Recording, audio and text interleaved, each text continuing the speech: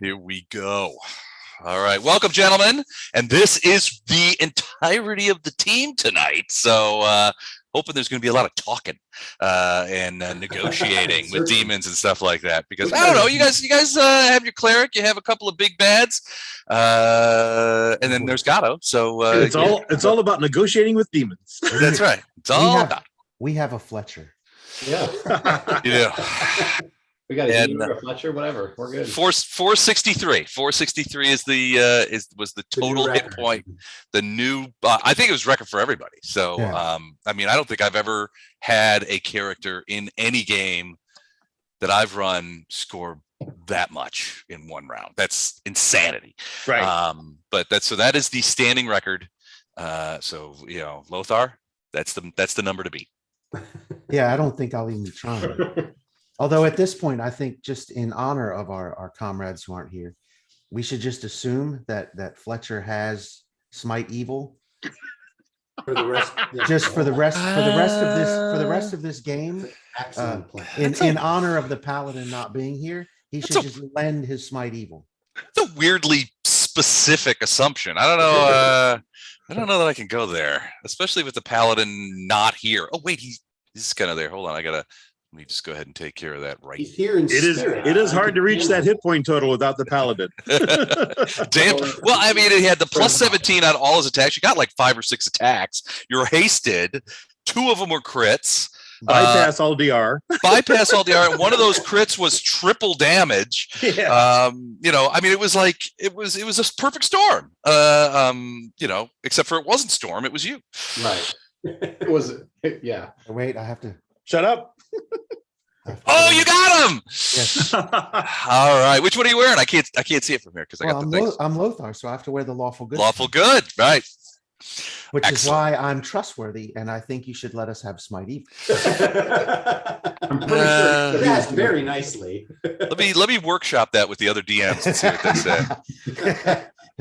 Yeah, tell them about the number of hit points damaged first. Yeah, did all of guys? What do you think? Did all of them scream and run when you first mentioned it? There's some minor screaming, about some high womanly screams, but other than that, it was all right. So tonight, so as we start out tonight, you guys are right back in this prison that you have spent. I think it's the last now 942 sessions. Yeah. Yeah. So, and you have on the ground at Fletcher's feet is Proger Steigel, the jailer of this place. Or laying there. At least what's left of him. What's left of him, yeah, because he is in several pieces, and I believe that you guys are standing over him, and at that point, you guys are sort of just all kind of looking around. You kind of looked around a little bit in this sort of suite of rooms, and I think Ilindar, you're in the southern half. Can you see, Ilindar? Are you seeing what's around you? There's a stairwell, a desk, and a dead dude. But you can see the whole room? Yeah. Okay. All right. So yeah, I mean, you guys have looked at the desk, sort of investigated the the body of the jailer, and you've noticed that Gatto is missing. But that's sort of that's sort of his thing. Runs the way the combat starts. Yeah. And the angel is basically like, I knew you could do it. This is a glorious day for the servants of Iomade. That kind of very, very cheerful, very peppy. Who brought the duct tape? I also thought we found that the keys were missing. So you did not find a key on him. That's true. But we found a hook that a key ring would have been on, and it's empty. Yep, that's correct. Storm would walk up to him, nudge the corpse with her head, and say, "Are you going to start killing us yet?" We're still waiting for that one. That's just rude Way and to punk out on a dead body, dude. Just insult to 470,000 points of damage injury. All right, hold on just one second. I got to take care of one thing for my good friend.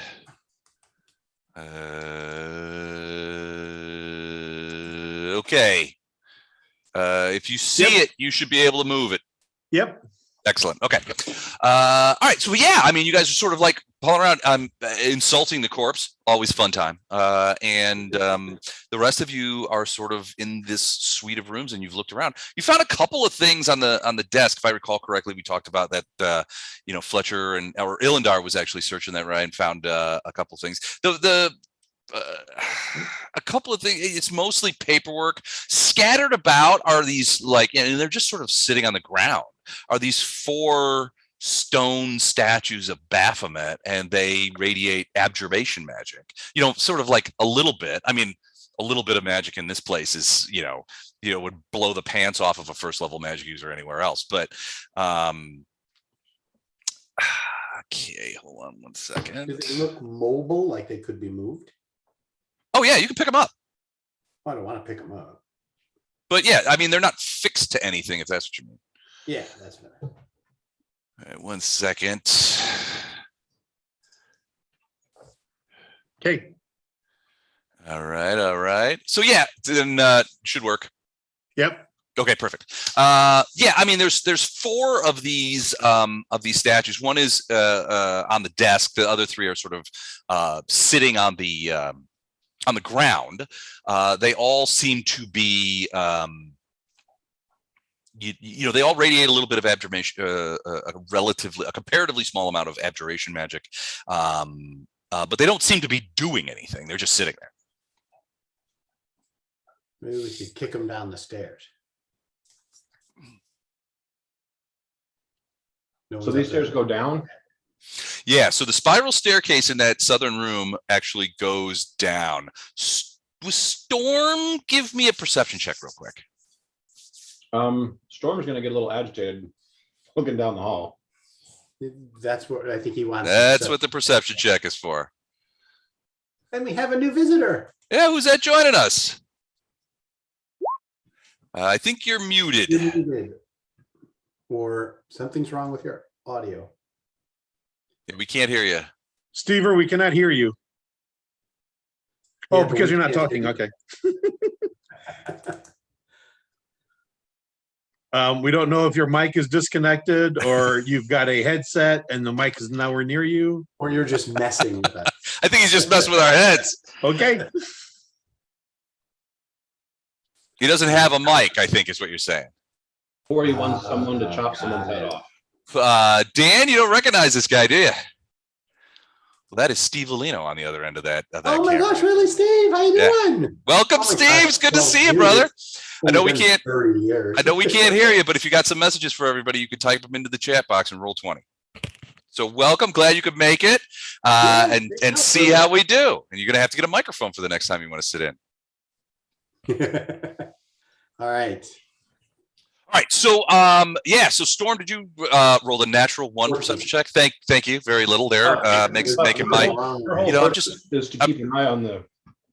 He was keeping an eye on the hall. So yeah, I'll give you that. You do see a couple of things that, and frankly, one thing that gives you pause. You see one of those guards that you've seen here historically with the black liquid that's sort of stuck on thing, and the multiple short swords, the multiple arms, and walking behind. So it's walking behind somebody that you recognized, and that is Little Waxberry from the cell in the other wing of the prison,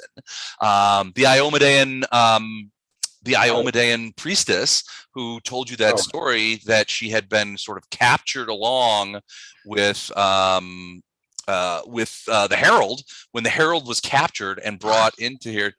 Don, what the hell are you doing? I'm trying to. Okay, never mind. We can all see you. Yeah. So Waxberry was the young priestess that was near the Herald when the Herald was caught up by Baphomet and brought here, and she witnessed the torture and breaking of Iomede's Herald. Yeah, Storm's going to come up and kind of impose herself there. Okay. And tell Waxberry, you know you got a guard behind you, right? And she goes, "Oh, you mean him? Oh, well, he let me out." On purpose? Well, yeah, of course. He said he was with you guys. That's why I had to leave. You hear Gatto's voice from this guy coming. That's why I had to do. I had to go get her. Okay, she probably does like the little dog, like the head cooking sideways or whatever, and kind of looking and. And then I changed my appearance because of my hat of disguise. So he Okay. deactivates the hat, Okay, and Ned's like, that was fun. We should do that again. Yeah, And- Yes, we should, Ned. Hey, Les, I need the slap. Oh, okay. One Now- moment. I can't very well run around this prison dressed as me. I had to appear as something else. Yeah, you're still gonna get slapped from her. No, After you but turn I back, did something good. she's like, ah, And now we know where the keys went. and then comes back. So yeah, but the creature dematerializes, and you see standing in sort of the shadow of where the guard creature was. You could see Gatto, and Waxberry turns around. There he is. He said he was with you guys, but he changed into that creature. So in case we ran into anybody else, that everything would be okay, and he would be able to slip past them. It was a smart plan. Exactly. All right. Oh, Storm look at that stands microphone. stands Now with that's a hyper action. microphone. Yeah. He now has a mic. It is a mic. Yeah, Wow, that is a microphone. That's a good one. yeah. All right, as Waxberry rolls up, you see the angel of Iomade go out there, and basically is like, priestess, I have I recognize your qualities. You were there when the herald was taken. I could sense it. And he turns to the rest of you. We are delving deep into this prison. I can sense it, and I have given you the information that will take us to the herald. I will take it upon myself to protect Waxberry and ensure that no harm comes to her while you engage in the combat and deliverance of our herald. I will ensure she does nothing useful. I will ensure she does nothing useful, and that Now we have all two of her NPCs. actions are designed to keep her away from anything that might hurt her. 2 NPCs that'll do nothing helpful. Pretty much, yeah. Hillendar's like, are you sure you're up for Now, where's Lothar? I know Lothar's Chuck in stepped the away. Lothar's in the northern room by the corpse of Okay. Plaggle Steger, the jailer. Say something, Steve. Still not working. Okay. Big Mike. I wanted, it was the biggest go mic I've up- ever seen. I go up to Lothar and I hand him a wand with a crystal at the end. Okay. This is the key to the cells. Okay. We'll wait till Chuck gets back and we'll see. what I happens. am once again doing good things. I want credit for this. So is this why we couldn't find it? Because you already stole it? I didn't steal it. I took it to go release her. Well, you Or stole could've it from let the us jail. find it and we all would have went and done it. You were busy during the fight. You were real busy. You were knee deep in a big fight. Yeah. So Lothar Gatto comes up to you and hands you a small metallic wand with a large sort of egg-shaped crystal on the tip of it, and says, "Here," hands it to you. It says, "This is the key to the cells." Oh, okay. Good find. Thanks. Well, I also brought the girl. Fine. You weren't there, but I brought the girl back. so he went and that's why he was gone sort of at that period, and why you couldn't find the key at first is because he took the key, went back into the other wing, disguised himself as a guard, and released Waxberry Waxberry. and brought her back. Yeah. Okay. And the angel of Iomade has declared that he will protect Waxberry, so that you guys can bend yourselves to the task of getting the herald and stuff like that. So read into that. He will keep her away from doing anything useful. Yeah. Yeah. Well, Right. at least now we have 2 useless NPCs. And technically, they're taking care of each other. And so hopefully we won't have to worry about saving them See, it's synergy. again. Precisely. Yeah, they Big stay time out of the. AV shit going on. Pay no attention to me until I get audio. All right, perfect. We won't pay any attention to you. Yet he holds up a Got big sign for us to read. Don't pay attention to this sign. Ignore this sign. That was a big fail. So It's Oh, good. there It's we good. go. He turned off his camera too. All right. So I'm sorry. Go ahead, Chuck. at this point, I will reiterate to my group that if I don't rest soon, I'm going to be completely useless to all of you. Okay. So I know we started to sort of discuss it at the very end of last time about where, if, how, whatever that we could actually rest here because we don't have the Sylvan Hideaway anymore since Right. our huntress disappeared. I can. lock I'll up put the you room. all in a cell and lock it, and then I'll go hide, and then later I'll come back and get you. Yeah, I don't like that idea. Because What could go wrong? anything that would come after us would have the ability to open the cell. And they'd recognize us. Yeah. Oh, here they are. They didn't hide very well. I think they accidentally locked themselves in this cell. All right. There may be a few minor that's- flaws to this plan. That's a tragic turn of events for the Optimus Primes.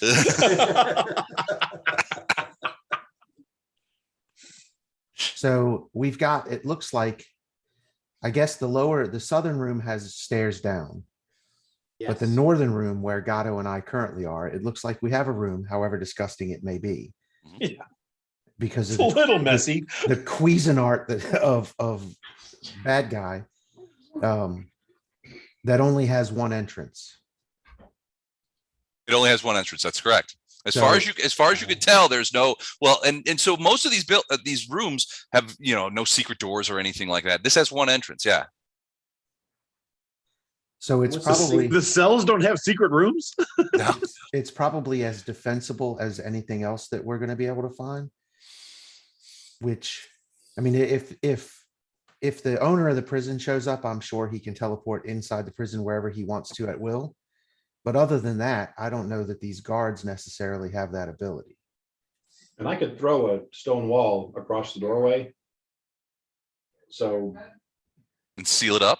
and seal it up. No one can get in without breaking that down, and that's gonna kind of make some noise. Yeah, except for, again, if a big enough, bad enough comes, they can teleport in or Right. pass wall or something like that. So obviously we would need guards, but I mean, that's probably as defensible as we're going to get in this position. It's kind of what we did last time, was basically pick a prison cell because it only had one door in and out. And Yeah, I could do a thin stone wall, just enough so it'd take them a round or two to get through it. And that would be very easy for me to just scrape out of the way with the gloves once we're done. so I'm guessing that up here is probably the better option since we have ostensibly cleared this out. And I'm sure that Baphomet knows that his jailer's dead because he seems to know everything. He But- knows that all was- that goes on in these prisons. Yeah. Well, I mean, that's what basically they've told you. The people you talk to it's Baphomet's own prison. There was no way that you can imagine that he does not know what goes on here. But for whatever reason, he hasn't deigned to show up. So maybe I think the prevailing theory was that he's allowing you guys to sort of run roughshod through here to see how well his guardians perform. And the idea is, these guys are after this prisoner, which he almost certainly knows. And, maybe, this is a nice way to test his guards. And And then hopefully weaken us. Yeah, well, the other part of that too is even though he's still ridiculously powerful, don't misunderstand. He's weakened. He's in a weakened state. He's in a weakened state here, honestly. Right, Yeah, he's got his, he might decide, let's see how my defenses work, because I'm sure as hell not going to go down there and risk the Cuisinart, because if I die here, I'm dead forever. right. So So angels don't need to sleep, right? Nope. So I think he needs to be our guard all night long. That way, especially us spellcasters can rest all night and get spells back.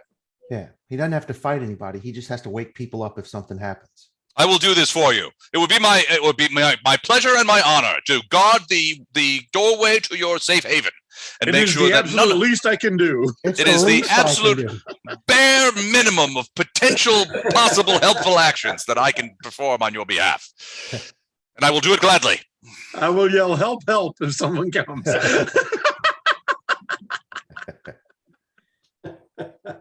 So, while not engaging in any sort of fisticuffs with them. right. So I would like to go back. What did I just do? That didn't work. I would like to get back in like the far corner, away from as much of the muck as I can. Okay. Just lean against the wall and try to get some Z's.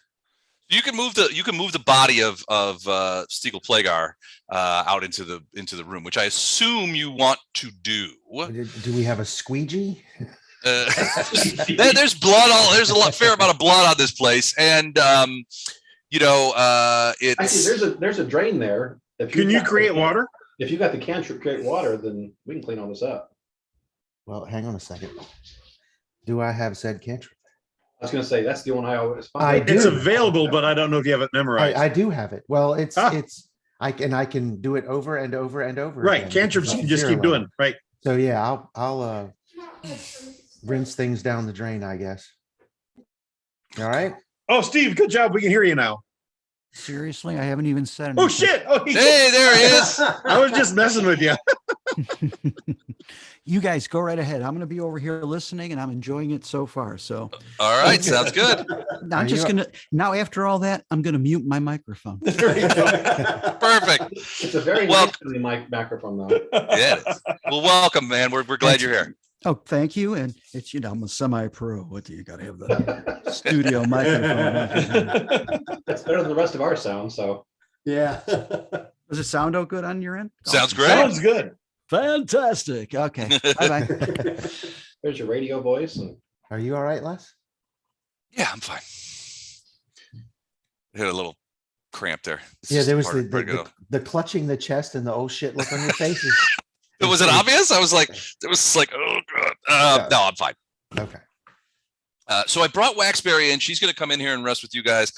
She's obviously quite happy to be released. probably she's talking our ear off since she's got someone to talk to for. she probably is. I mean, she's talking about and she's upset. She probably would relate the story again about how she was on the battlefield. And another priest of Iomade summoned the herald into the bay because the fight was going against them, and she happened to be within about 20 feet of the herald when the summoning took place, and that was when this creature, and it wasn't necessarily Baphomet, but it she describes it, and you guys think it might have been some sort of Merilith that materialized into the thing, grabbed the herald, and disappeared, and she got sort of caught up in this vortex. Those of you with arcane knowledge would suspect some sort of gate rather than a proper teleport, because if you were moving from plane to plane, which obviously they were, it would probably be more like a gate spell or a plane shift or something like that. Anyway, Waxberry got caught up in that and was sucked through here, was captured and forced to watch the humiliation of the herald at Baphomet's hands. And she told you the story. She couldn't identify Baphomet personally because she was like, I would try to look at the creature and my eyes, the way she describes it, she's like, my eyes seemed to bounce off or could not fixate on the creature. But you guys recognize that she saw some pieces of it, and you guys recognize it was probably Baphomet himself who was essentially torturing the herald of Iomade. Until the Herald of Iomade broke, and then she was put in her cell and left alone. She was fed by the guards every once a day, and that was it. And she had been there for weeks. But she's very much glad to be out now. So the angel will post up here directly in front of the wall. Fletcher, are you in or out? Oh, sorry. Where am I supposed to be? In the northern room. I'm in. Sorry, let me fix the. I was familiarizing myself with the rules of rest. Gotcha. Okay. All right. Can So, the angel and teleport through things. I'm sorry. Can the angel teleport through things. That is a great question. I don't know. Let me check. He probably wants to be in the room just up against the door because I'm going to make a few inch thick stone door right there. Okay. Let me see.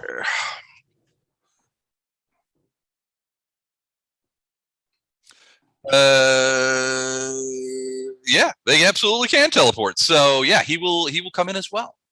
and post up. Well, he can stay outside, but I'm gonna go ahead and put the wall up either way. So Well, he will post up outside. He wants to have see, and then advanced knowledge if anybody's approaching.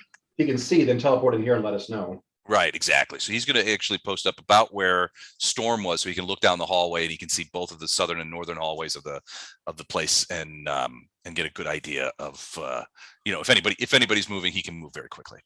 Okay, and like I said, I'm just doing a few inches thick, so it's easy for me to remove when we're done resting. Okay. It really is. Especially a big creature like before, only take them a round or two to get through. Just a delay thing, right? It's just so something like that kind of thing. Yeah, but like I said, it's only a couple inches thick. So gotcha. Okay, just something to seal it off. All right, cool. Yeah. So you seal it off, and frankly, nothing untoward happens. You don't get any sort of warning, or the angel doesn't teleport in to warn you of anything. And although it takes you an hour or two to sort of wind down, this is a very strange place to be. And like I said, there's blood all over. Now that it's watered down blood, so it's just a pinkish stain on the stone all over the place. But I'm sorry. Nothing. Oh, okay. You guys passed the night without incident. And you guys managed to get 8 hours of relatively uninterrupted rest. So go ahead and give yourself the benefits of having rested overnight. Hey, Les. Mm-hmm. While we're in here, Mhm. Elendar's going to use his ability to get in touch with Ruchelet just to give her an update of what we've done. Because he's been passing that to Ruchelet, and then Ruchelet can get it to the Queen or whoever else. Okay. Needs to know what's going on. So okay. Yeah, you could. It takes you a minute to traverse the distances, right, to get a hold of her, and there's a lot of interference. The last time it was like 10 minutes while I was here before I could get something. Yeah, it's the nature of this plane. This is a very difficult plane to transmit information in and out of because of just the chaotic nature of it. The abyss, some places are better than others, right? In Illusionera, it would have been no problem, but here, the Baphomet's negative influence, and especially here in this prison that is essentially a walled off, sealed off area, almost a cyst in the plane itself, that Baphomet has created for the capture and retention of his worst enemies, or his biggest prisoners. It's even more difficult. It takes you 30-40 minutes to even get a signal back, but you do, and there's a lot of the rest of you can hear. He's like, "Hello, can you hear me?" It's like, can you hear me now? That kind of stuff. But you do eventually get to her, and are able to convey, however poorly the situation as it happens, as it stands right now. I mean, so from where we are now, and this is really a question for everyone, do you still want the planar protective spells that I have been doing every day?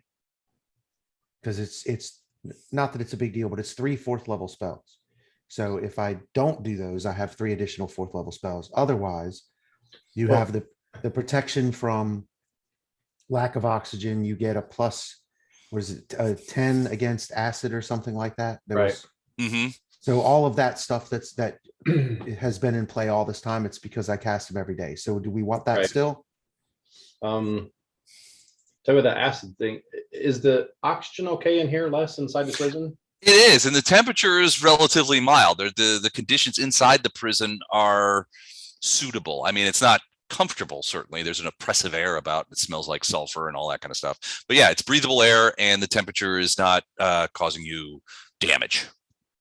I mean, the acid thing has been really nice, but that might be just because we've been against creatures that have. Yeah, and that's like I said, I don't have a problem with doing this stuff. It's just a matter of if we think that it's of benefit at this point, and it's planar adaptation. And I'm looking it up now. Hang on. Yeah, I don't think we need it for the oxygen or the temperature thing. It's immunity to the harmful environmental effects of a particular plane of existence, including such hazards as toxicity, extreme temperatures, and lack of air. Additionally, you gain energy resistance 20 to a single type. So it's been 20, and that's what we've been doing as acid. So the acid thing has been real handy, but I don't know. I think Steve just heard us say we were doing acid. I think. Yeah. That's what makes these games so fun, Steve. Everybody's hallucinating heavily by 10 o'clock. Right. So again, that's one spell. So And you have to do it one for every so many people. yeah, because I could memorize it as a 6th level spell and do mass, but then it would be That One- messes with harm or some other really high level one spells. creature per level, no two of which can be more than 30 feet apart. So I could do everybody with one 6th level spell, Or and- 3/4 levels. or I can do it with 3/4 levels. And the 6th level spell, I would probably get rid of Dispel Magic Greater, just because I have very little chance of dispelling anything that's in existence down here. Yeah, they're Pretty high level caster levels They're- around Yeah, here. exactly. So I'd have to roll a 20 or maybe roll a 19 or 20. So still we're down to a 5 or 10% chance at best that I'd be successful. So I don't really worry too much about getting rid of that. Then yeah, I just get rid of that one, do one spell, and it's a nice thing to have. Okay, so I'm gonna change out to planar adaptation mass. So, and Thanks, that is- Fletch. that's everybody.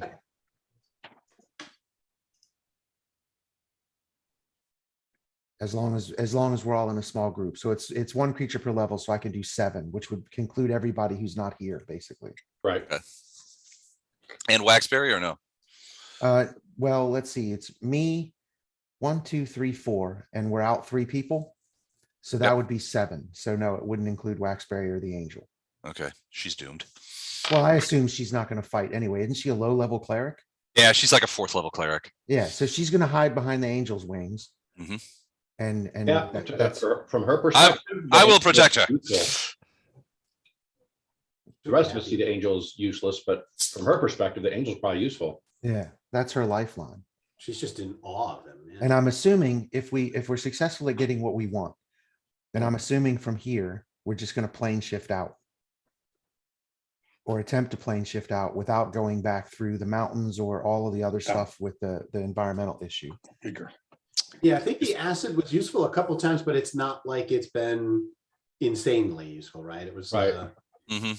Well, yeah, but okay, so if there's a different, I can Well, I pick, tell you one thing, we had one fight, which those big blob creatures, no, if The you were acid around helped them or they with kept the- doing those clouds, Storm Yeah. would have probably dropped if she wouldn't have had that going.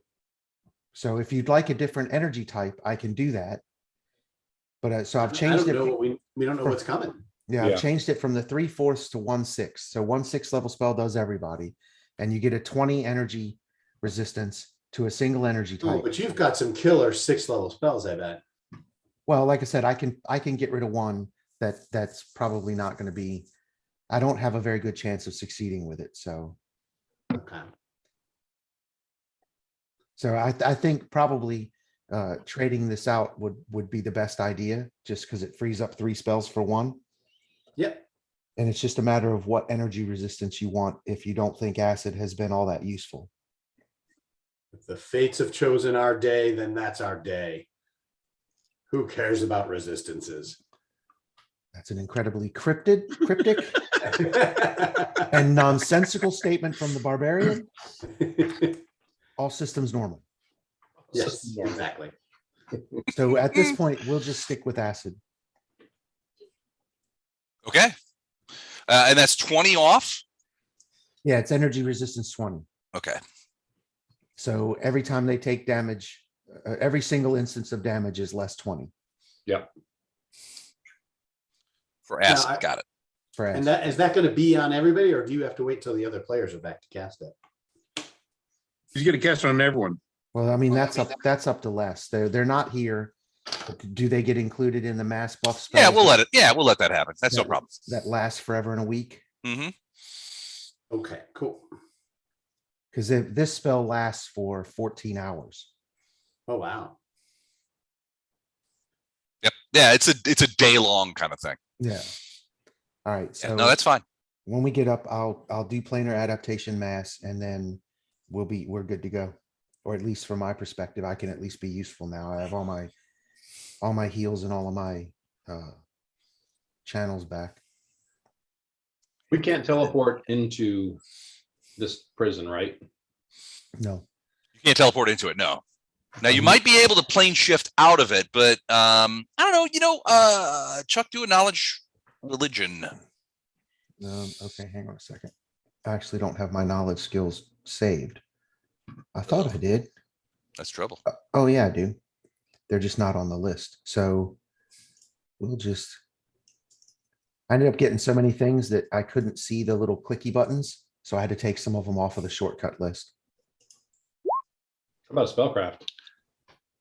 Not less. 31. Not as 31. So your guess is that you probably have to make your way outside of the prison to do plane shift. But if you kill everything in the prison, then you won't have any You can trouble do getting that. outside. Yeah. Right. But the So, issue was trying to plane shift into this plane automatically gets you jerked to the welcome center. right. Right. But I'm assuming, but based on that roll, trying to plane shift out of this plane doesn't have that same issue. No, you don't get shunted back to the thing. He just think that he just thinks that the prison is protected against even trying to plane shift out. correct. Okay. Because I mean, I get that it's protected from being able to plane shift in. Most people don't bother protecting your ability to leave that way. But it is a prison, so that makes sense. Yep.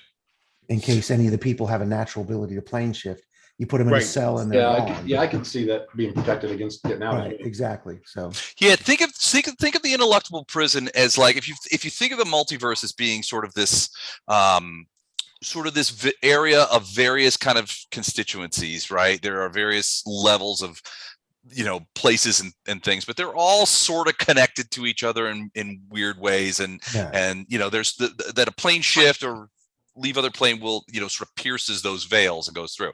Think of this prison though as not only being on Baphomet's plane, which has its own problems anyway because Baphomet is making it have problems, but this is almost like a self-contained cyst that has been kind of armored against exactly this kind of magic. Yeah, it's an air gapped computer. Yeah, exactly. It's not connected to the internet. Right. It's not Right. connected to the multiverse. Yeah. But yeah, and you could tell that Baphomet has sort of set this up this way. I mean, he designed this prison to be exactly to be problematic to spells like this in exactly this way, Right. because he doesn't want people sort of like, oh, I need to get out of my cell because they're cleaning it. Oh, plane shift. Oh, there goes the prisoner. Yeah. That kind of thing. So So as I say, some creatures can plane shift at will or as a whatever. So Mhm. they'd be hard to imprison if there weren't protections against that. right, exactly. Oh, I'm in this cell. Oh, look, I'm on the astral plane. Bye. Oh, look, I'm back in Absalom. That was easy, So yeah, no, I mean that's the vibe you get. The idea is though you'll have to be outside, but you remember that there was that big chain that you could walk out on, and there was Right. platforms that were outside of the cyst, for lack of a better Yeah. word, that you had to get into the place. So you just getting out there where you're connected to the rest of the plane rather Yeah. than just stuck inside here would work. You could plane shift back. Yeah, to once we get wherever. out of the bubble. Yeah. Okay. All right, so you do pass. You get your spells back. If anybody's going to do any healing or anybody's wounded needs to be taken care of, that's probably an option at this point. Well, and I had the ability to do that before I went to sleep because I had one more burst left. So I can roll it if somebody's down far enough that it might not be enough. But I think everybody, with the exception of Fletcher, is mostly fully healed. Yeah, I think Fletcher's the only one wounded. Is that I only accurate? needed 21 was what I needed to get to full. Okay, well, I can, like I said, I had one burst before I went to bed. So If it's close, then that's fine. 35. Oh, there Yeah, you go. gotcha. Okay, so yeah, you're back to full. Yeah. All right. Time passes. You guys do some studying. You guys do some resting, that kind of stuff, and I do some praying. some praying. Yeah, which you're hoping is getting through. And then you realize that you have your powers back and you are ready to rock and roll again. No visits from the angel. And nothing has disturbed your slumber, as it were. So what happens if I go out the other side of the room and we just don't tell the angel that we've left? How long do we stay out there? Depends which side you pick. Well, I hate the angel. And I'm not an expert. Me personally, I'm not an expert on religious matters, but I'm pretty sure that juking out an angel is probably not good for your afterlife. It's not my. Reading that. I'm Desna, so it's Iomade and the. Yeah, I think Angels they're all up. kind of homies a little bit. He juked out one of your angels and left him in the Ineluctable Prison. Oh man. OMG, that dude's in so much trouble. When It he wouldn't be gets OMG, here. it would be OM me. OM me. OM me. That dude is in so much trouble when he gets here. I All right, think but no, you guys wake up and you guys are refreshed. Waxberry again wakes up at the, like the crack of dark 30, and she's talking away at Blue Streak about how glad she is that you guys have rescued her. She goes over to the wall and she's like, "Are you out there, Angel?" Blah, blah, blah. That kind of stuff. She's quite. You could tell that she's probably a relatively innocent personality to start with, who has seen some horrific things that has had some significant psychological effects on her. And now that she seems to be in a safer place, surrounded by people who can protect her, Starting to process it. yeah, she's not. I mean, she seems wildly, almost euphoric in that she's like, "I'm going to get out of here. We're going to get the Herald. We've got an angel of Iomade. We've got you guys who are the finest warriors of the crusade. This is all but done." Ask her if she likes drawing. Drawing. Mm-hmm. She looks at you and she's like, "What did you say to me?" You like drawing. Wait, him. She hit him. Ask her, does she like drawing? She's like, "Well, I've and as part of No, you've had some. I haven't had enough though. Les has never had enough. I've never had enough.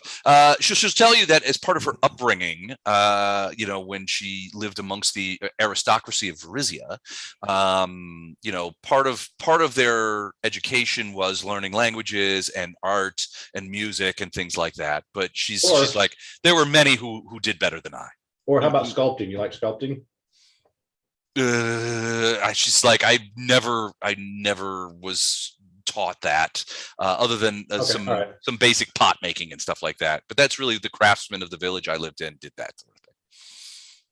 You get the impression that she was potentially not like a major aristocrat, her upbringing, but probably a minor noble. You get the impression that she may have been a lady in waiting to the service of a more higher aristocratic family, something like that. I tell her, here, you can help us out. I temporarily give her my gloves of stone shaping. Okay. And then place her on Storm's head and say, just tell Storm we want to go, and just draw a nice little door outline on the stone right here.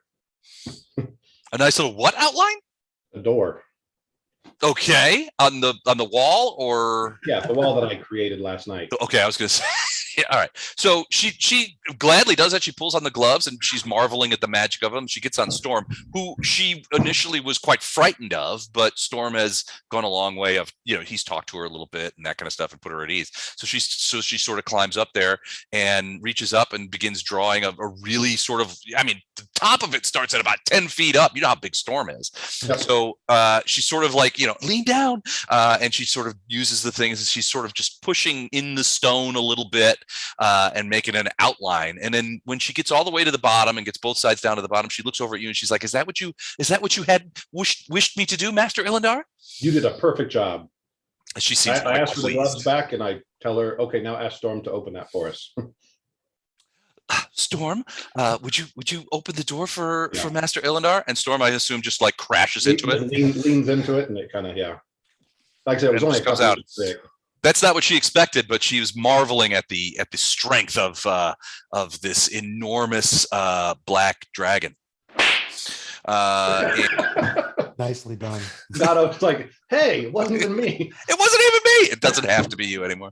But yeah, so and then he basically crashes through the wall. There's portions of it left because Wall of Stone is permanent. But there's easily an outflow. It's probably a 5 foot wide, 10 feet tall, sort of arched kind of breakout that is sort of smushed out of there. The angel turns when when Storm crashes through and is like, I see you have passed the evening well, and I trust you are hale and ready to proceed. I have seen no creatures in the hallway, in any of the hallways. If you forgive me, I did venture forward a little bit, all down to the dead body of that creature with the mask, just to see if there was anything down that way that was waiting to attack us as we moved potentially into the rest of the prison. And I saw nothing. I did converse briefly with one of the prisoners. She's very pretty. As long as you didn't go to the first floor and talk to the 3 little girls that are super creepy. No, are you talking about the teenage girl with the eyebrows and talks in third person plural? Yeah, that she. one. I may be an angel of Iomade, but that girl freaks me out. Yeah, me too. She's spooky. He will admit to talking to this woman for a little while. He's like, I didn't get much out of her, but he did speak at her for a while, which is something he likes to do. As an angel, can't he detect evil at will? Not through the doors of the prison. So the doors of the prison, in addition to being like sort of one way from the point of view of going in and out, have a significant barriers to a variety of detection spells, including scrying. Oh, well, there you go. I guess that makes sense. Okay. So to the southern room. Yep, let's head down. Yeah, I'm not going in the front. I moved too far. Come, Waxberry. We will take up the rear and not do anything useful. That's my girl. I will be right behind Storm, as close as I can be, as big as she is. All right. So you guys are going down the steps? Yep. All right. As you. Gatto's following, I'm sure. He's just. Did he disappear again? Well, he's not here. Again? Oh. Just yell for Don. He's probably. I'm following. What do you mean disappear again? He stays disappeared. He's never around. He's It's disappeared still. Watching Gatto is like trying to kill cockroaches with a boot on each hand. I mean, he's there. He's there. You never know. He's gone. He's up. All right. So you guys, as you near the spiral staircase, you can see it descends what seems like an immense amount. I mean, 100, maybe 200 feet. This spiral staircase goes down, and the environment around it is it's surrounded by stone, but you can see as you go down into the as you look down into this area, you can see that there does seem to be faint, but perceptible, like a greenish light that seems to be emanating from above. It seems too diffuse to look for a particular source or a particular direction, but there is this sort of greenish light coming up from below. Well, it's better than reddish light, I suppose. Yeah. That depends. What you looking for, big boy? Yeah. So marching order is going to be Storm, and then Fletcher right behind Storm. Okay. Gatto, you want in the back or you want in the middle? Middle. Wait, Gatto, you want in the back or the middle? shouldn't Gatto be in the back? Middle. I said middle. Yeah. In the back where he can I use think his they want heightened you in the back, senses Gatto. to guard the rear And it's I went to the back. behind the Run away if you need to. spellcasters. I want to be in the back. There you go. Attaboy. Much better Good. answer. It's good to want things. I don't know Um, why you gave me so two then- choices. Well, I wanted you to think you had a choice. Yeah. He's just an innocent caravan guard. He has no front, back, side. He's it's all the Lothar- same. Lothar wanted to Third give you would be the Lothar. Lothar wanted to give you the opportunity to feel good about making the right choice. Right. That's what I want to be in the back. I want to guard the rear. That's it. Good boy. So, like I said, behind Fletcher would be Lothar, and then Ilendar, and then Gatto. Okay, And then, so and then our NPCs. yeah, I mean, so largely you guys have to get into almost single file, especially with Storm out front, creating havoc, and you can hear Storm's wings. Storm has got a fold kind of in, and her wings are sort of like along the stone of the thing. It's a surreal experience to go down and down and down this spiral staircase. Have you ever gone up into Statue of Liberty? On that spiral staircase that goes up in the Statue of Liberty, it's kind of like that in reverse, where it's this like narrow thing and you just keeps going and it keeps going. Now, as you guys continue to descend, you do see that the light begins to get, it's still diffuse, but it does get brighter a little bit. It never really gets bright. You're still relying largely on dark vision to see. And with Storm in front blocking most of it, there's not a lot coming around Storm. It's just a bit of a cork. Storm's like, are you calling me fat? No, that was Gatto that said that. No, I didn't. Eventually, after what seems like an eternity, you guys come down to a platform that seems to be the end of the thing. The staircase does not go down any further. You look up and it seems like an immense amount of space that goes up the staircase, but you're on a platform, and ahead of you is a set of open wooden doors, immense doors, and an archway of carved stone that lead into a room. And you can see inside the room are these fountain-like, large square fountain-like edifices that are emanating this sort of green glow all over and lighting the room. And well, let's go ahead and change maps, shall we? If you want to. Okay. You see the things in the middle, the 5 in the middle, and then the 1 in front. Yep. All right. Those things are giving off a sort of a greenish glow, and that's that they sort of light the room. As you sort of move forward under this arch, you can see that this room is sort of set up almost like a crossroads. Right. So the tile underneath your feet, sort of leads in various directions. You are moving forward from the south end of this crossroads. You can see that in the middle, there are 2 other sort of, not passageways per se, but 2 other paths, tiled paths that go to the east or west. And you can see over here are those large kind of doors again, similar to the ones that you are standing next to that are open that lead into this room. Big ornate doors covered with runes and various kinds of things. To the right and the left, you can see both of these. These areas are big pools of what look to be clear water. They're fountains, and so there's water sort of running out of these fountains, and on top of each is a statue of Baphomet in his various incarnations. So they are different, and the water flows down. So there's the sound of running water throughout this room. And for some of you who maybe didn't have a chance to stop by the lavatory on the way down, you feel that unmistakable when you hear water going, you have to pee and that kind of thing.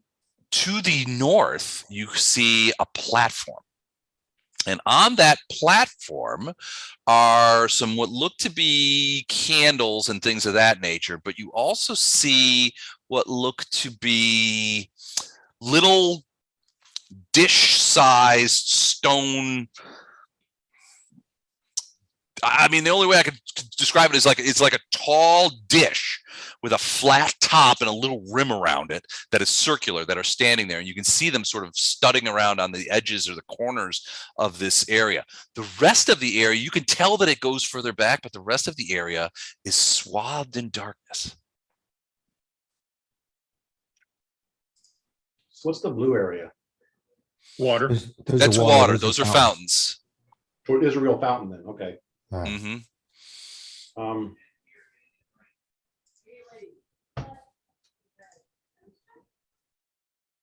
Or at least you can't see from where you're standing. You can't see back there. Yeah. Okay. Do we want to let Gatto check for traps or look around, or do you want to just let Storm go first? And Well, checking for traps might not be a bad idea, but I don't know that we want Gatto to be out front in case something jumps out. I am willing to try it. Storm will be close, but it kind of she'll trip any trap that's in there. Right. Her size, so It may be better to let Gatto go, although she'll be kind of in the room in case something happens. She can be anywhere and around. yeah, invisibility is probably not going to help since everything down here can see it, but I am stepping in front of Storm, not turning invisible, because the only people that can't see invisibility are my companions. is If I me. get in trouble, I want them to see me. Well, frankly, the people who see invisible are not on the game tonight. So I think you could probably move around with impunity if you want. No, I mean the bad guys all see invisibility natural. Yeah. Well, a lot of them do, yeah. Yeah, so the only Okay, person that so can't I will see is roll me. perception checks to detect traps. Okay. Uh, Where are you looking? Like on the light fixtures, the square Oh, light We post start with things? floor and then go from there. I'm going to check the floor here. I'm going to check this way. Okay. Da, da, da, da, da. 28 versus traps. You don't see anything that looks obviously like a trap. There's a couple of things like those are like jars that you see over there, those circular items. One of them is broken, but they just seem to be jars. They don't seem to be in any way threatening. The rest of the room is quite elegantly carved. It's carved stone, and the walls are frescoed. The statues are exquisitely done from an artistic standpoint, even though the subject matter is quite horrific. The corner carvings and things like that look splendid. There's it's more like without the statues of Baphomet, it would be a very pleasant sort of annex. Now, was that for that corner or the whole room? That corner only. Okay, I'm going to check this corner next. Okay. Ooh, okay. Wow. 43. Yeah, you sort of look over there and you're being a bit more scrutinizing. I was kind of nonchalant in the first corner. I rolled a 3. Yeah, you moved a little closer. You're using, you're just like, hey, wait a minute, this cannot be right. Something's wrong here. You look over there, but again, you don't see anything that to you says trap. I'm going to check this fountain. Okay. All right. The fountain water continues to burble delightfully. It's actually quite pleasant, although the statue of Baphomet is horrible and has a bunch of horrific features. To look at it is just like you have to turn away. But yeah, you don't see any traps there either. You see a couple of these little candelabra things that are on stands that are sort of standing next to the thing, but they're not lit or anything. The ambient light of the room is coming from these green, this greenish light that's coming. I'm checking him now. All right, you look inside it. You go to trap for it. Okay, so 31. 31. Again, you don't see. It seems to be a pretty simplistic construction. Essentially, it's a small, about 4.5 foot tall, vaguely funnel shaped stonework, and inside the top it's almost shaped like a brazier because you can see that there are sort of stones inside scattered around in a pile, and these stones are radiating that green light, but they're sort of just like they're just sort of like left in there. You don't see any traps, although the magic that the stones are emanating do not seem to be it's no magic that you're familiar with. I'm going to take one of the stones out of here and throw it in this fountain. Okay. All right. So you take one of the stones out. Nothing happens as you remove the stone. You walk a couple of steps over to the thing and you just drop it in, or do you whip it in, or throw it at the statue, or from here I throw it right about there. Just toss it in like you would a quarter into a wishing well. In a wishing well. Okay. All right. Okay. At this point, you see Storm's tail wagging. She jumps in there and goes after it. Bad dragon. Bad dragon. All right. So you hear the bloop as the stone goes in. It seems completely natural sounding. As you step over to sort of look, you can see the stone lying at the bottom. The bottom is sort of mosaically tiled, and it is quite elegantly done. No particular pattern or artistic thing. It's just a mosaic bottom. By your gauge, probably 10 feet deep. There's a secondary. You can see, as now that you look closer, you can see that close to you is probably the deepest part, where it's about 10 feet. You can see that there's a ridge, a sort of step up, that where the platform which the statue sits on, which is about 4 feet deep. Okay. At least as far as you can tell. Guys, here's the check for traps right here. Okay. Just floor in that area. Oh, Natural Twonzo. All right. Yeah. So you're just looking at the floor and the walls there and that kind of thing. yeah. I am basically going to go this way. And I'm going to see if I set off if there might be a trap that way. Okay. Natural 20. You do not notice any traps. Okay, guys, here's my first big test as far as I'm concerned. I moved to there. Okay. Nothing seems to have happened. Nothing seems to have happened. Stop there for a second. What are the rest of you guys doing? Does this stone in here still glow? Yeah, it glows. Okay, so it's got an eerie it's- water look. Yeah, I mean, it's quite small in compared. I mean, these stones are only maybe as big around as a silver dollar. Right. So they're not perfectly spherical either. Your guess is that they might be in regular stones that have been ensorcelled in some way, or that the stones themselves have qualities which they emit this light. It's a faint. It's not a very bright light. It's sort of, But a lot of them add up. yeah, a lot of them add up and produce enough light where you can see by. Okay. So yeah, I'm stopping there right now. Okay. What are the rest of you? So We've kind of come in the room a little bit. Yeah, we've moved in his wake. Okay. The parts that We're he's following his declared, path since he's yeah, that moving. he's declared safe. you hear behind you, come Waxberry. It's time for us to proceed deeper into this prison. I'm glad you're here to help me. Which all of us get shaken And down no one laugh else. at. Okay, so if you guys are done moving, I'm going to move right to here and check out this one. Okay. You want to go ahead and roll another trap check? Okay, 37. All right, yeah. So you look at this, and it essentially is exactly the same as the first one that you looked at.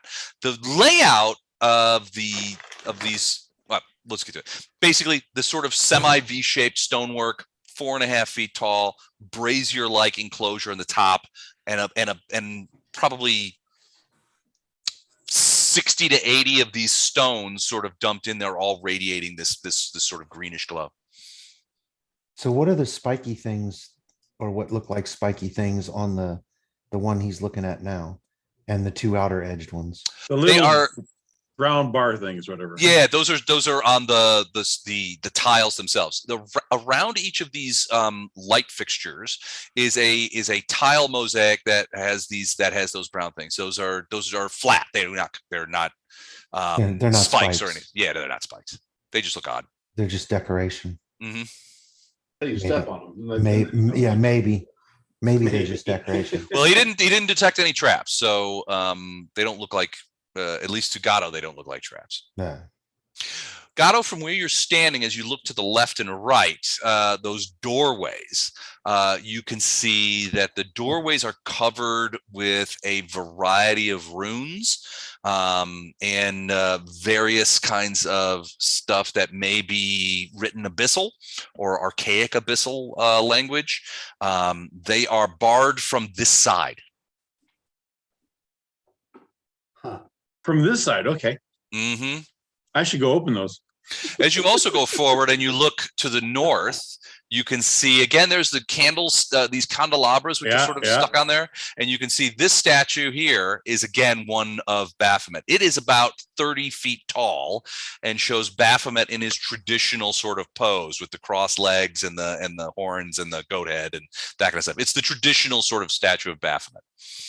It's on a raised plinth. So this area here is raised up probably about 4 feet from the ground around it. And you can see again, wherever that there's a border around the edge of that plinth, and wherever that border turns and has a corner of some part, there's one of these sort of maybe 13, 15 inch in circumference or in diameter, ditches that are small, maybe 6 inches high, and they're just sort of sitting on top of there. And you can see them obviously because they're a grayish stone compared to the rest of the stone in here, which is a brownish Okay. tinge to it.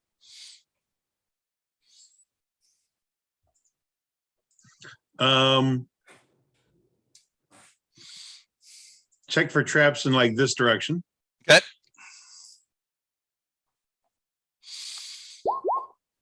29. You don't see any obvious traps in that direction. You don't see anything at all. Except for those dishes, which you can see are outlined in the sort of like gray circles there. I move to there All and then right. turn back to look at my companions. All right. As you do, you hear an unearthly voice say, "Hold. You may proceed no further."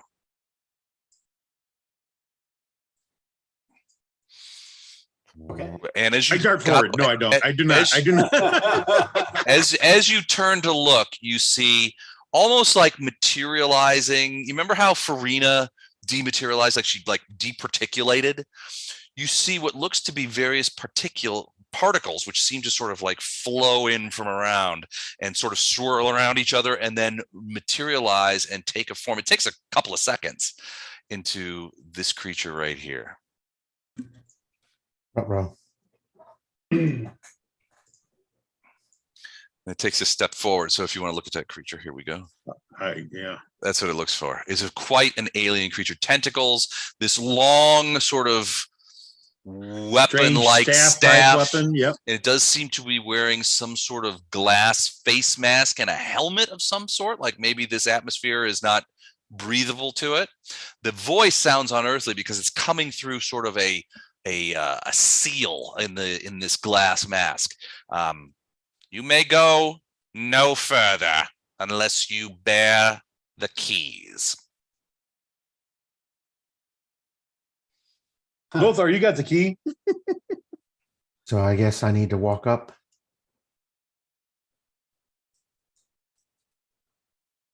I'll try to follow the path he took as much as If possible. you're gonna go up, I'm gonna send Storm with you guys. Well, at this point, yeah, I was gonna say Storm is a little large to get, so, and Actually, all of us should probably go up at least to there. I'll pull out the key or the rod with the gem or whatever it is that passes as a key. She looks at you kind of dismissively and says, "That is the jailer's key, not the keys to the vault. Oh, Without there's a the vault. 7 keys to the vault, you may not pass." Where are they at? Yeah. You misplaced them. I'm sorry, I had to ask. She ignores the question and basically pretends like she didn't even hear you. She's sort of like looking at all of you with a sort of, I mean, she's a very alien looking creature, but you guys can tell a withering lack of respect in any language. You know. Yeah, she doesn't like us. Well, I'm traveling with this group. I'm used to lack of respect.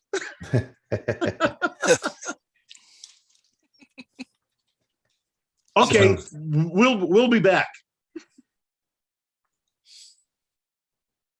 She says nothing. Hey, Lothar, do you want to go out the left door or the right door? One's as good as the other. Go right.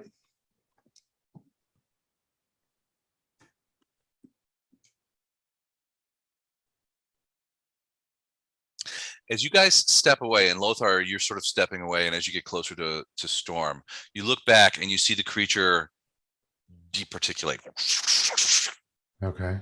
and disappear. Again, it's like she comes to these little. It's almost as if she turns to Chuck. You smoke. You ever see smoke in like the sunlight, in a beam of sunlight where it has like the little particles? Yeah.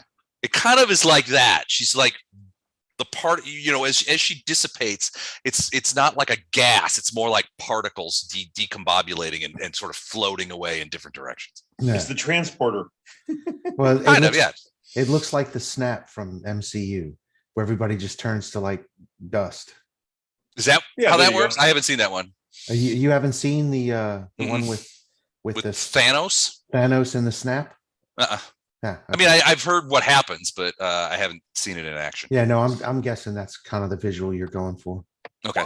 or maybe close anyway.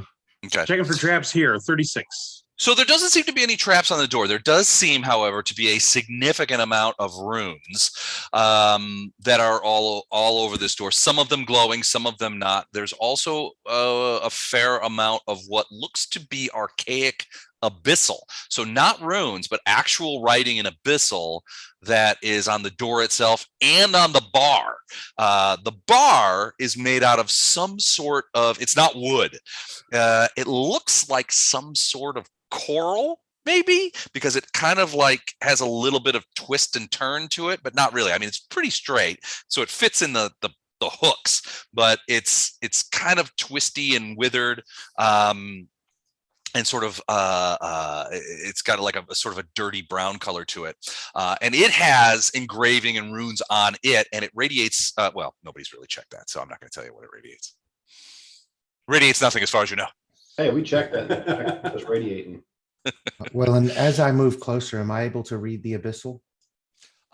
You can. It's archaic abyssal, so old. It's like reading Old English when you're familiar with current English. It's But like reading basically, Shakespeare. yeah, it's like the Canterbury Tales kind of stuff. So you have to like parse it out a little bit. Spelling's weird, that kind of thing.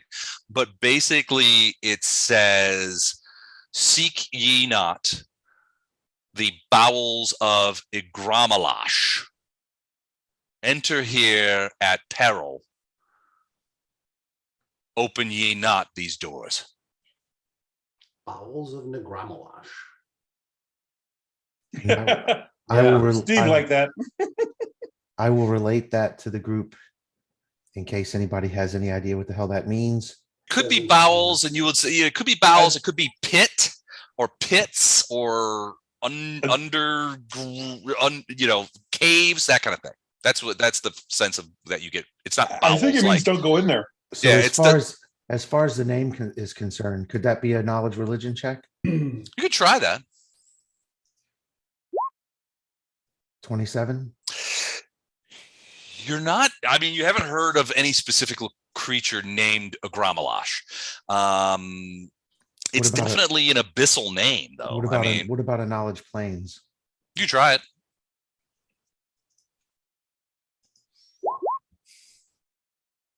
26. 26. Yes, same thing. You don't.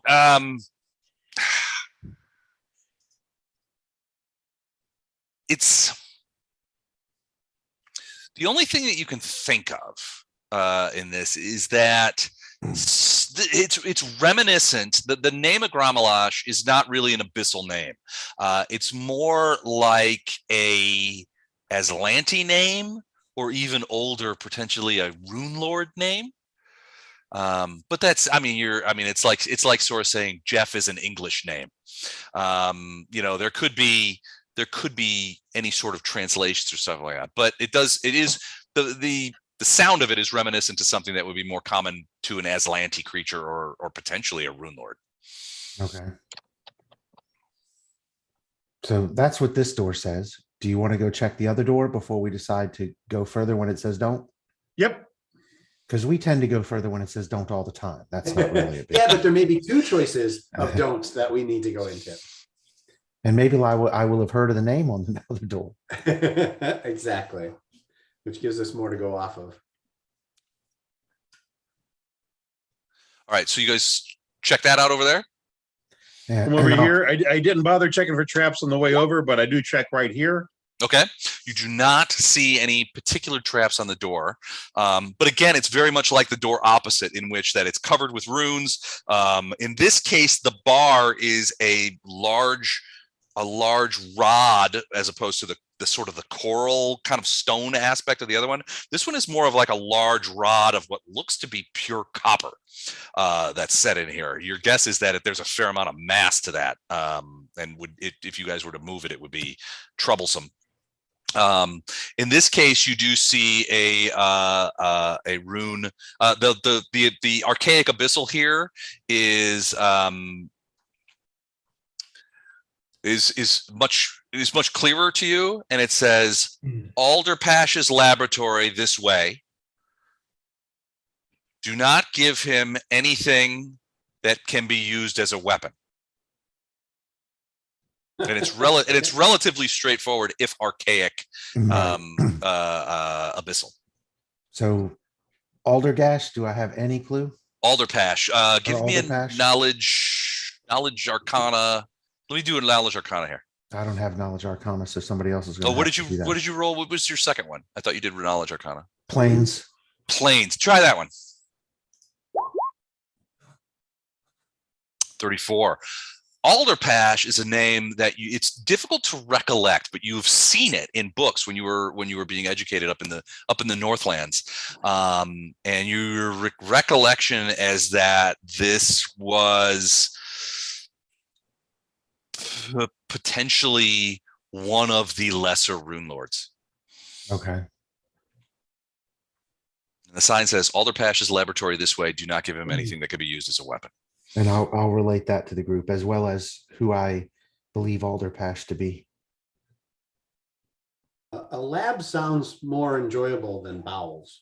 Yeah, I'll second Come that. on, you guys have been in. You guys have been in that house in Illusion area. You guys should be inured to everything. Bowels, that's no big deal. I've got Rune Lords Cut out the- doesn't sound good, but Yeah, there should be lots of treasure. Yeah, lesser rune lord sounds bad. It sounds only less bad, slightly less bad than rune lord or greater rune lord. Okay, no traps. I detected no traps. Mm-mm. Does it appear locked? Well, it's got that big bar on it. That's made out of like what looks to be an enormous rod of copper, of pure copper. And I think our but as angel far as- friend should lift the bar up. But as far as locks, it doesn't seem to have any locks. It's more like the runes are keeping whatever may be in there back, and then this large sort of this bar is sort of keeping back anything mundane. Well, can somebody of a magical nature sort of do something to check about what the glowing runes are? I will read them, he says, and he steps forward. The Oh, angel okay. steps forward. These are protective and abjuration runes. I shudder to look at them as they have been written here by demons, perhaps Baphomet himself. These are to keep things in, but also, to a certain extent, to keep things out. They are powerful in their multiplicity. Individually, they do not exercise much great power, but is when they are scribed here in the quantities that they are scribed here that they are able to provide certain protections both in and out. So do they require each other to work? I'm not sure I understand the question. Do they have to be disabled individually or all at once, or? No, I don't know that they need to be. For you, I don't know that they need to be disabled at all. They are designed to protect demonic and extraplanar creatures from passing through here. They are specific and multifarious. I don't know that they would have much of an effect, if any, on primes such as yourselves. Now, it might cause me some consternation to try and pass through these portals as a creature of the plains. But as for you, I don't think this would give you much pause. Cool. So I'm willing to try it. someone strong enough to lift the copper. I can lift the copper. Hey, I'm okay. Go ahead.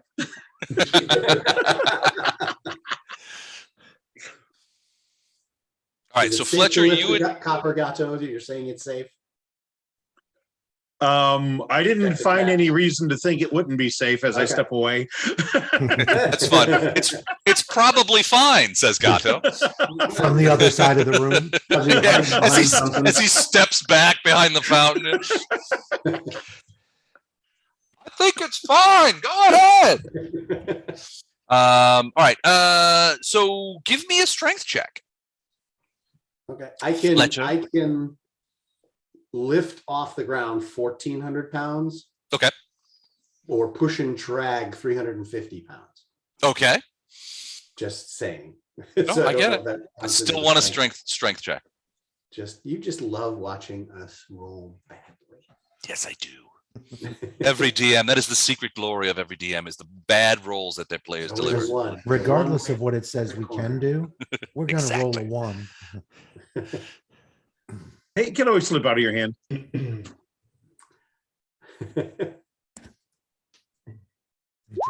Drops it. 29. Okay, that's pretty good. That's a Uh, dang good strength check. All right, so you're like, I'll take care of it. You sort of walk up there, you're like, I'm so freaking strong. I can drag 1,500 pounds right over my head. And, you know, I could drag 3,000 pound staircase around. Oh, yeah. Then you put a shoulder to this thing, and you're just like, God almighty, that's heavy. This thing is enormous, and your guess is that it is indeed solid copper. Now, keep in mind that this thing is probably closing in on 12 feet long, and maybe this big around. So imagine a rod of copper that's a foot in diameter and 12 feet long. What that might weigh. But you throw a shoulder in it, and then you roll a natural 19, and you finally get it up. And you guys can see him just like straining the neck sort of thing. He's got, you know, the Glabrazoo claw on it, and he's pushing it, you know, he's pushing it. Finally gets it. You're like, he's never going to make it. He gets it up over the edge and like, you know, steps backward and kabal. This thing lands on the floor with a ringing sound and sort of slips out of the other rack and lands ka-clang and sort of like rolls to a stop in front of the thing. Enormous amount of noise. Not nearly as cool as I hoped it would be. I'm glad I didn't try. He comes back rubbing his shoulder like, Jesus, I falling.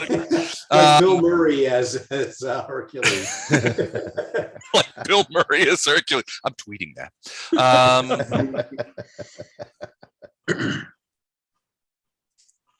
All right, but it does come off. There you go. Push the door open. Steps back, trying not to make it look like he has a hernia. Right.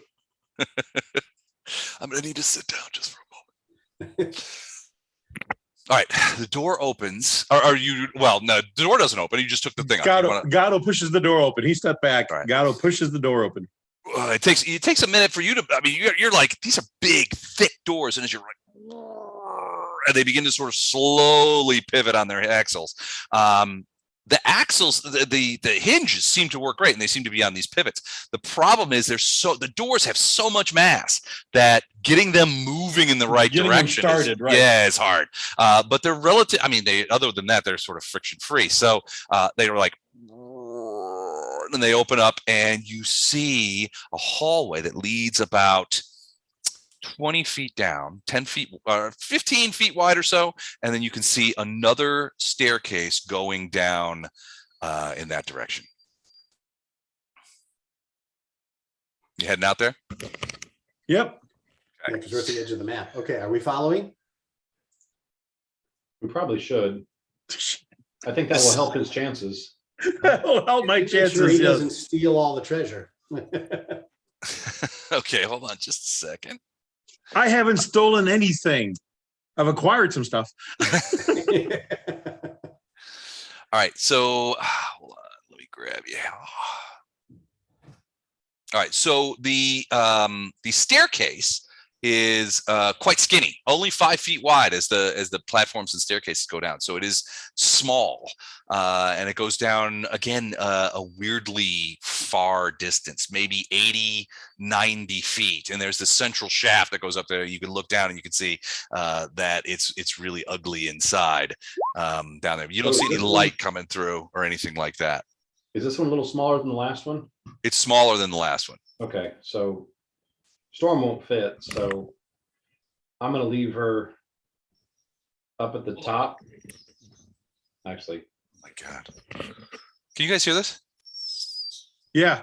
Yeah. That's my soda.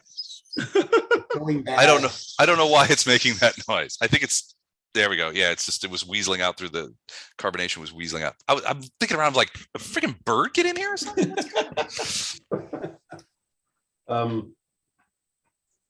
So yeah, I'm gonna leave her up at the top until we get down, and if there's nothing dangerous down there, Okay. then I'm just gonna dismiss her and resummon her at the bottom. Yeah, it's a big metal pipe on the thing, keeping whatever's in there. I'm sure it's not dangerous or anything. Well, I've got a way to get her down quickly, but I don't want to. I can only do that a few times a day. So Okay, hold on. I've got to move the dudes. I wasn't sure which way you were gonna go. Eeny, meeny, miny, we're gonna go back the other way now. Now that you're moving stuff around. You gonna go the other way? mouse. Great. Well, that or just know whichever way we pick, the same dudes were going to be there. Is what he's saying. That's basically what he's saying, yeah. I gotta Well, move you it had a from this choice, side but to this It's side. really the same thing. It's like when we give Gatto the choice to do the right thing. He He likes to give us, he likes to give us the middle or the illusion of back? choice. I No, always the get middle the or I always get the choice right eventually. after we force Um, you to do as that. you as you guys are sort of stepping through there, the angel says, "Waxbeard and I will remain here. It seems relatively safe, and I can protect her from whatever that creature was, provided that it doesn't return. So, I bid you good luck and farewell against whatever creatures may hold down there, and hopefully you will find the herald. I Bring can him- I bring can him back to protect her some- from that creature Provided as it long as doesn't it doesn't come back. I love that.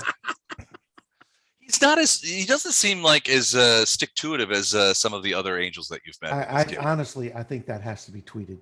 Yeah, we'll give the DM a tweet.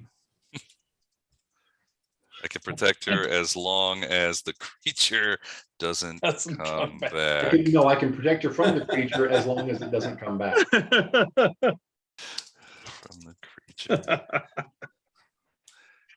Because I think Illendar could probably state that too. All right. Tweeted. Lothar's dead owl could say that at this point. Otto could say All right. Yeah. So, all too right. So soon. you've got Too a way to get up soon. there. Yeah, it's going to be really tight for Storm. So Storm's going to wait upstairs while you guys make your way down this tunnel. Those are my 3 checks for traps as we go down. All right. So as you go down the steps, you don't find any traps, but there are a couple of instances where the floor is a little sticky. I mean, your boot sort of steps in it and you're like, oh, what is that? And you have to like reset it. And it's that black tarry shit that you guys saw that was like on the skin of On some of the those guards, yeah. It seemed to have like dropped off and sort of in a blob on the floor and sort of semi-hardened there. It's not nearly as sticky as that stuff is when it's on those creatures, because there was times when you had little weapons. You literally had weapons sort of, smack into them and then have to rip them off and take them aside. So you can yank your foot out of the way, but there's a couple of instances where that stuff is smeared a little. There's like little piles or smears of it on the stairs or on the little platforms. It's It's quite like the tight in here, floor of a movie but no theater. traps. It's like the floor of a movie theater. A little, yeah. It's a little like the floor of a disgusting movie theater. Speaking of disgusting movie theaters, Doug, welcome. Yay! That's right. Hey, Doug. Speaking of disgusting, that's Great to my see you. middle name. What's up, My Doug? middle name. But you know what? I'm proud of it. Well, welcome. Glad you're here, Doug. Yeah, it's fun to check in and see how everybody's doing in the land of the living. So They're in deep within the Ineluctable Prison, descending below to see what they can find. all waiting for my character. Les is going to let me run to eat them alive. Correct. No, I didn't get here in enough time for Les to let me do that shit. So Sorry. No character for you. All right. Hold on a sec. All right. So yeah, the type. the Wrath of the Righteous Men. Is that correct? Correct. So Fletcher, you come down to finally get down to the bottom, and you can see sort of it comes to a stop. The stairway comes to a stop, and you can see there's like a little room that you can see into. There's not much in there. It looks like a little detritus. There's some what look to be old pieces of wood, maybe a broken table. There just seems to be some broken glassware sort of tossed casually in the middle there. Not much happening. You don't see any creatures either. Hold that thought for just a second. I'll be right back. I was just looking, Otto. You can still keep going checking for traps if you want. Okay. I don't have an ability to check for them, but I do have an uncanny ability to set them off. Yes. So if you want me to continue checking for traps, you have to let me be in front all the time. Absolutely. I was just looking. That was all I was doing. Just wanted to take a peek in case there was a monster. How is everybody doing? Michael, your name came up today just to say that, hey, I hope things are going okay with you all. We're doing fine. You and your lovely wife, she is still not sick. She's not there yet and won't be there for a while, but there's no danger, so we're all good. Your name came up. In fact, your name came up with Linda because Okay, don't start those rumors. no, seriously, she wants to build a like a sun porch in the back of her house, and I said, we every time somebody new comes into the neighborhood, my friend, they compliment the sunroom or the back porch, and you're you and Cass did a good job with that. you have a gift. you have a gift. So anyway, Part of Mike would like it to remain a hidden talent. well, no, I mean, Tucker's he's in the carpenters union, and as soon as people hear that, oh, he's a carpenter, can you come over and do this little job for me? I mean, Yes, if you hire this contractor and just telling you. Yeah. So while Les is away, I'm letting everybody know that my book has been printed, and I have 200 copies in, well, no longer. I've sold a couple. We've actually, Big Grapefruit has made sales. Sweet. And if anyone is interested in purchasing a copy, I would be more than willing to facilitate that procedure. So it's a children's book called Grace Finds a Place, and I need to sell almost 3,000 copies just to break even. Oh. Yeah. You'll say that's the part they don't tell you ahead of time. That's Well, it's just like, and I only bought 200 copies right now, but I am in conversation with the hardware store where I am employed, and I'm looking for other venues to sell it. So my thanks to anyone and everyone who has been a part of that. So Big Grapefruit is on the map. They're official now. yeah, but where do you buy the book? Right now from Doug.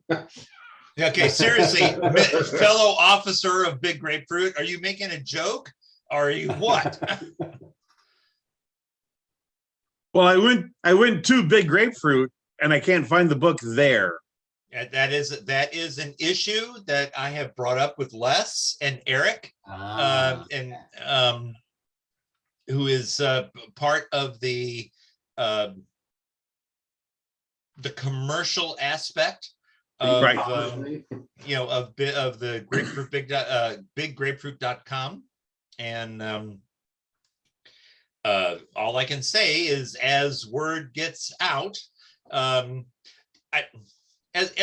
I said to the folks on last night, last night we were at Bob's house because Jack Esslinger was in town, and I God bless, I know it's romantic, I know it's a, but our group that I have been playing with, gaming with for, I still have a character that I created in 1978. There's just nobody on the planet except for Gary Gygax and the people that started this role-playing game that has more knowledge and more experience in making games than our group does. And if I can play a little part in motivating us to like, oh my, yeah, this could be, I bent Les's ears so many times. He's probably tired of hearing me bitch about it. I am. We can make a product. I mean, I kid you not. And anyway, I'm a true believer. I've drank the Kool-Aid. Big grapefruit can be something. So Doug, you and I should talk later tonight or tomorrow, because I had a meeting, a 2.5-hour meeting with Tom and Gwen today about exactly this subject. Well, yeah, things going very well there. Yeah, I don't know how long I'm going to be on tonight. I'm going to hang around, and unless you give me something to do, I don't have much for you to do because I don't know what they're going to do. It's late. It's last minute. I don't know what time you guys end up stopping, but if it's within, I'm going to fart around the computer, listen to all your jokes, and maybe every once in a while make a commentary. So I don't want to, but sounds good. Yeah. Anyway. All right. Nah, no worries. All right. So Gatto, you move into that. Sorry about I had to run off for a second. So Gatto, as you move into this room, you can see the same thing that Fletcher sort of advised you on. There's a fair amount of detritus kind of around. You can see some broken glass, some busted up wood, which may have been like the remnants of a table. Give me a quick perception check. Are you looking for traps in here? Yeah. Okay. That last one. You don't see, so 27, you don't see any obvious traps. Doesn't look like there are any booby traps are in here. Give me well, you do see perception not for traps. I'm going to use this perception. Okay. So on the remnants of and it is a broken table over there, sort of on the north wall. Sort of in a pile. If you can see, there's a part of the top of the table, sort of the bed of the table. I guess you don't call it a bed. What do you call it? The top, I guess. You can see that there's a fragment of the top, a part of the top, and you can see that it is covered with what looks to be, was at once maybe some sort of whitish or grayish liquid, but now is dried and is sort of a sort of a grainy residue on the top of it. There's like a big smear of it across this otherwise normal looking wood.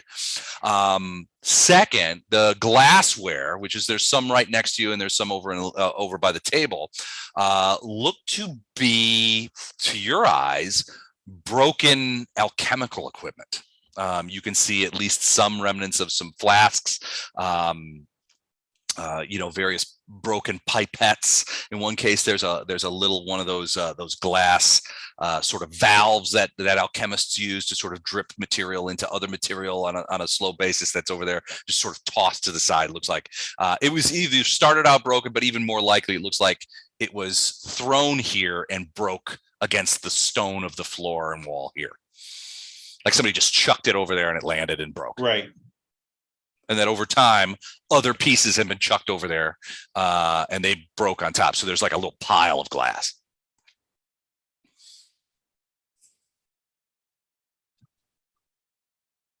Okay. But you don't see any traps.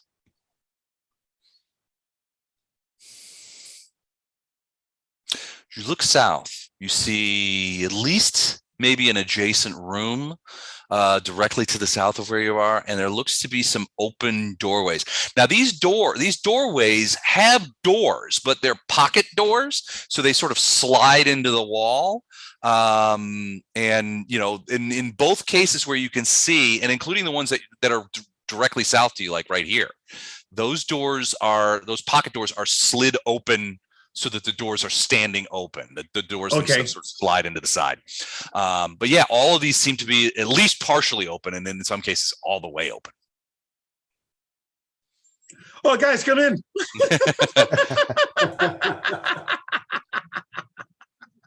All right, you step forward there, and you can see these things here are work tables, and you can see what look to be interested in those. It's shelves in the back. There's work tables towards the back, and broken glassware. There's a couple of old, torn up books and shit around here, but it looks like an old, abandoned alchemical library. However, it is not uninhabited, as you see that there is something that looks like that crouched down behind the work table. And as you sort of peer in, that head comes up and you hear it kind of just go as it looks at you. So it sounds like your soda then. Kind of sounds Yeah. a little bit like my Diet Right. So Diet Right sodas, everybody loves. And it leaps up on top of that thing and looks at you again, and it's kind of like twisting its head around and looking at you, and then leaps into the air. Wait, I want initiative. Yeah, you better say something, Gato. I want initiative. I did. I said, guys, get in. And it's time to roll for initiative.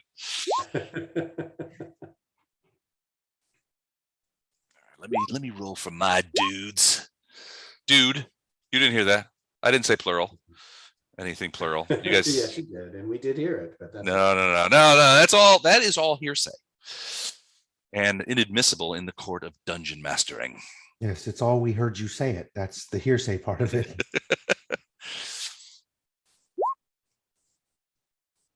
Oh, good job, Mike. Look at that. I wonder Oh, if that was shit. first next round.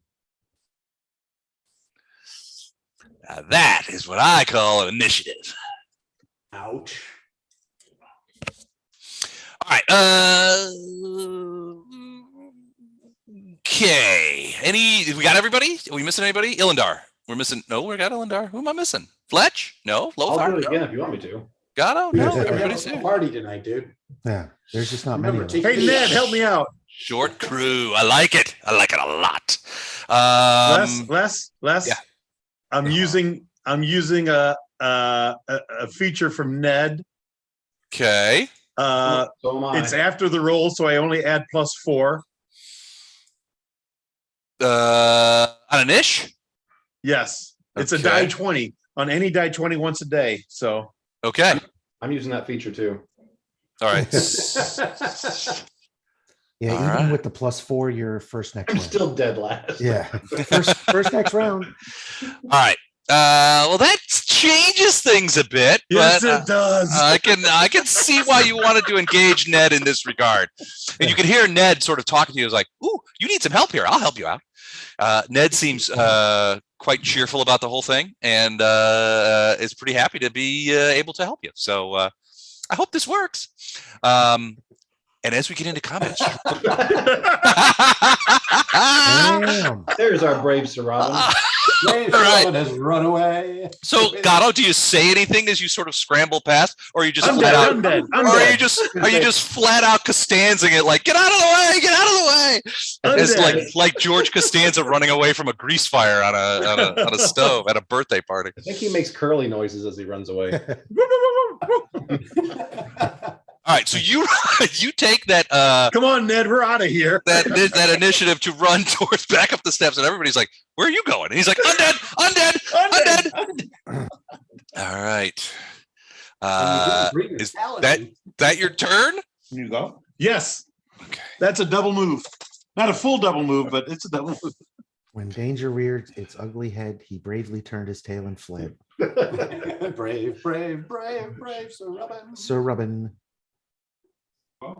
Okay. And the undead is going to eat his minstrels. There was much rejoicing. Yay. They probably can't hear anything. He doesn't care. Hold on. Am I talking out loud? I don't think any of them care really. Totally talking out loud. That's Okay. All right. Fletcher, give me a perception check. Go ahead. Yoki.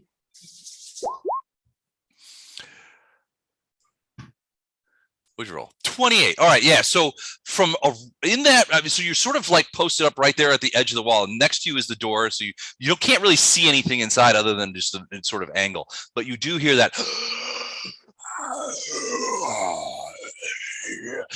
That's coming from in that room. And Gatto blow past you. Yeah. And a breeze. Screaming, undead, undead, undead. Yeah. And there's a brief breeze as he goes by, and then Gatto is. It's a sucking sound like a vacuum as I go. Yeah. No, he's gone. Where did he go? I thought that little pop was the sound barrier. What happened there? No, faintly in the distance, you hear this.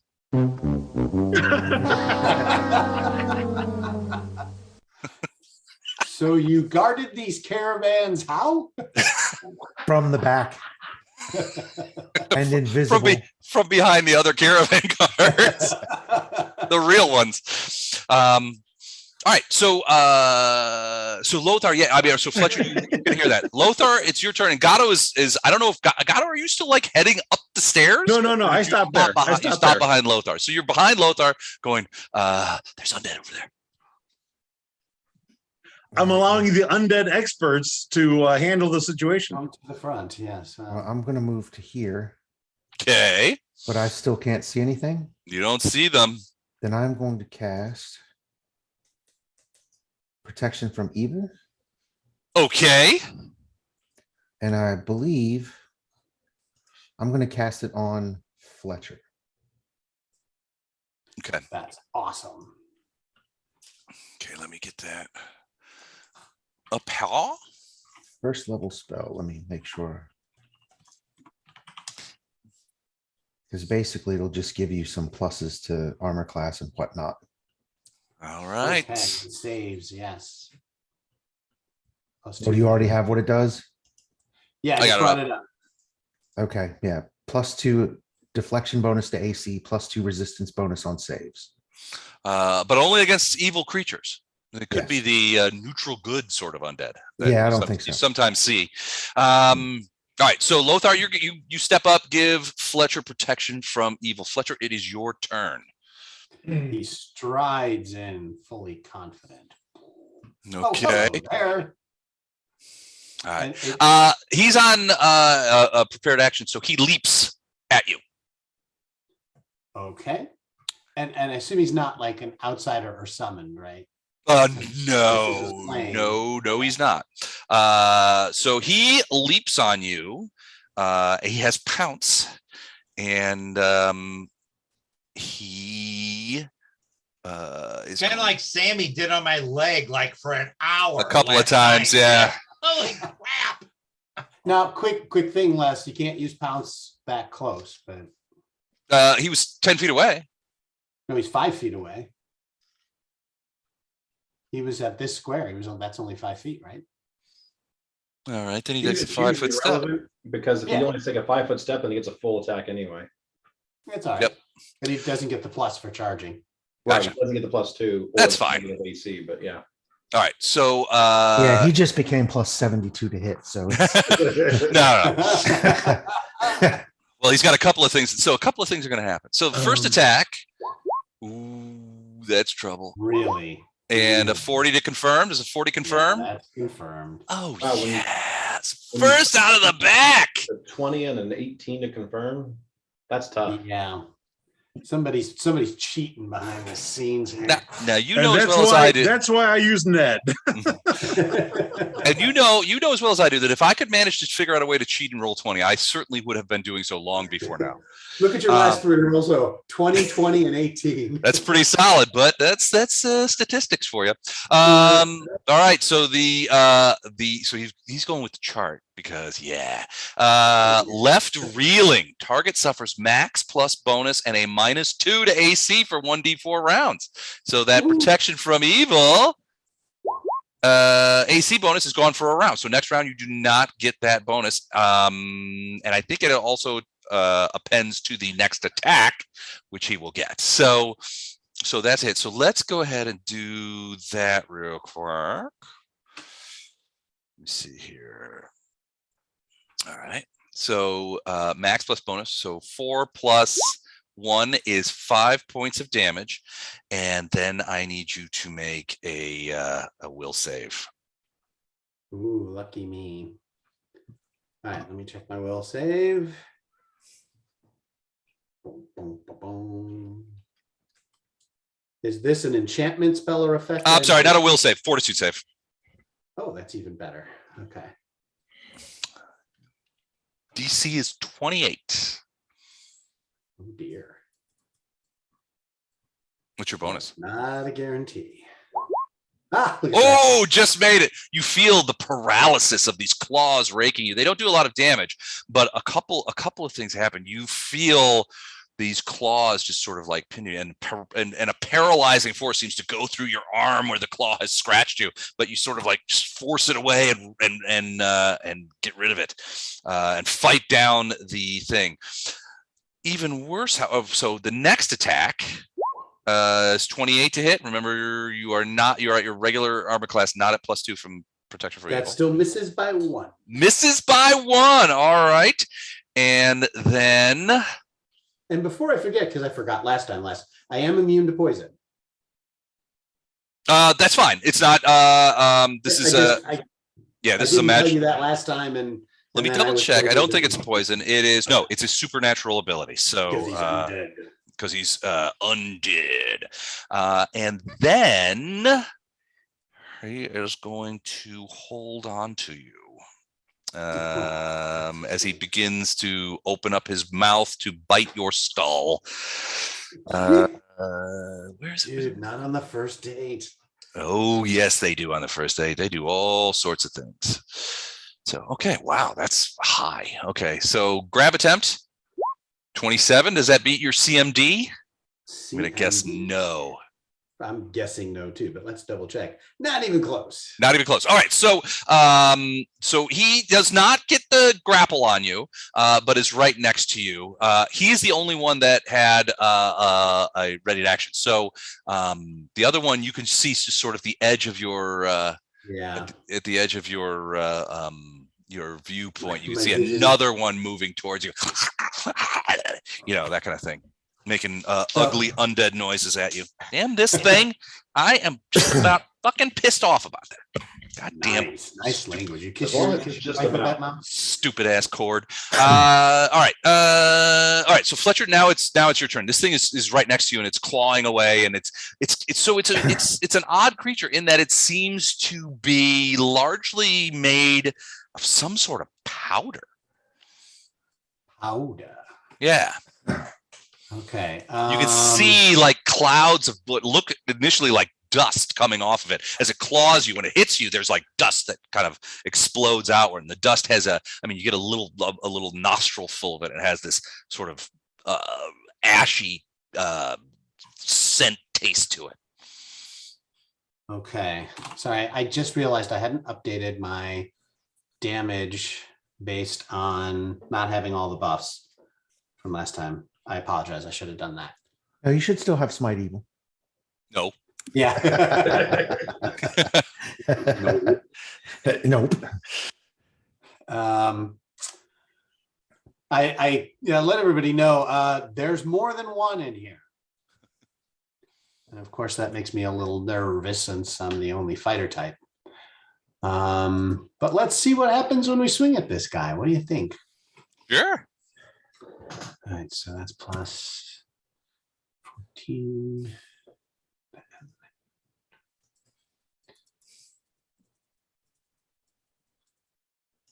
There we go. Okay, so first attack. Ooh, let's confirm that, buddy. Ooh, looks like cheating to me. We're disallowing that. All right, so that's it. Okay, let's go to the chart. Go to the chart. All right. Well, wait a second. Because they seem to be made of powder, they automatically get a 20% mischance as your weapon can pass through them to a certain extent. So I need you to roll a D100 and get a 20 or less, or however you, or an 80 or more, whichever you could call high or low. I hate when you let me call. Because you always miss it. Yeah, I get it. Because I always call. I understand exactly how you feel. Actually, should be. I'm gonna say I'm gonna roll 21 or higher. Okay, lower. No, it's not an 80. Oh, 21 or higher. You're right. Yeah, right. Never mind. Shenanigans. Okay, that's higher. So that is a hit, and we will go to the chart at this point. Melee weapon.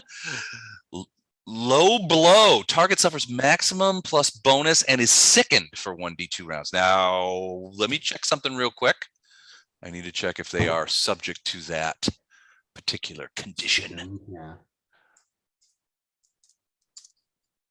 I don't think they are. But let me check. Wrong. Here we go.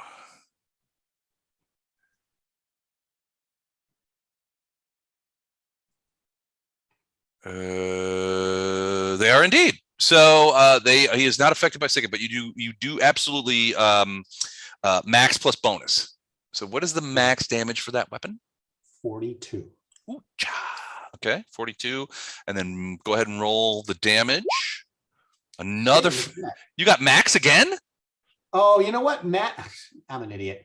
Max is 47. 47. Okay. Yeah. Cool. Got it. All right. So that's 89. Okay. I think you got his attention. You want me to go ahead and take those off now? Is he still? Is he still standing? Oh yeah. Oh Jesus. Yeah, nothing down here has less than like 150 hit points minimum. So that's not good. Yeah. Something does. Just say half of us. 31 is a hit. And that something is hiding in the back of the party. Yes, it is. Another 42. Okay. I need again a 20% or better. Oh, that's right. I forgot. 20% mischance. Unless you've got ghost touch on your weapon. And same thing. Got it. Okay.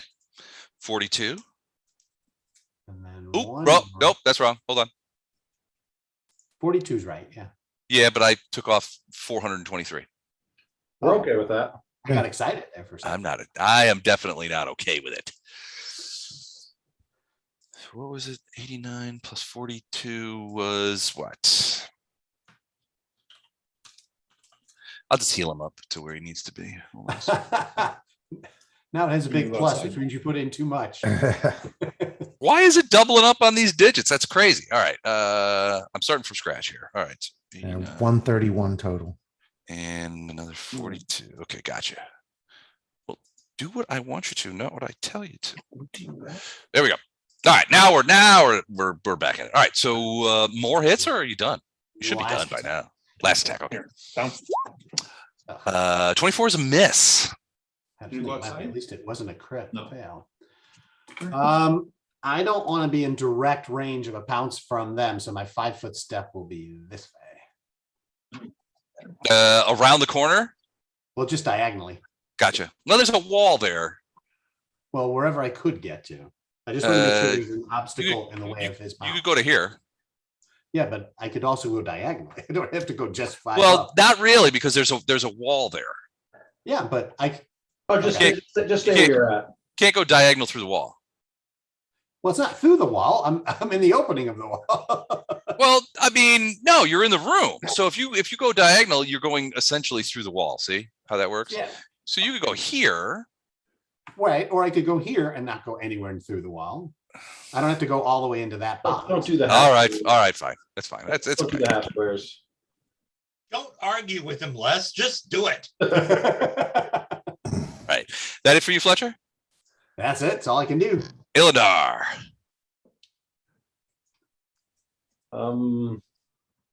Give me a perception check. My plan just changed. Perception. Yes, please. Uh-oh.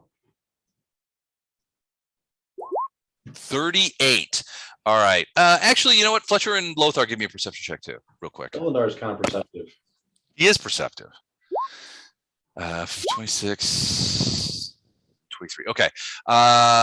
So all three of you hear what sounds to be like a hooting sound almost coming from inside the room. Like maybe they're signaling to more of those creatures. Like raptors talking to each other? Yeah. Yeah. Illandar, you hear something else. You suck dick. I disbelieve. What a goose you are. Oh, what a fool I am. Yeah, what a fool I am. Oh.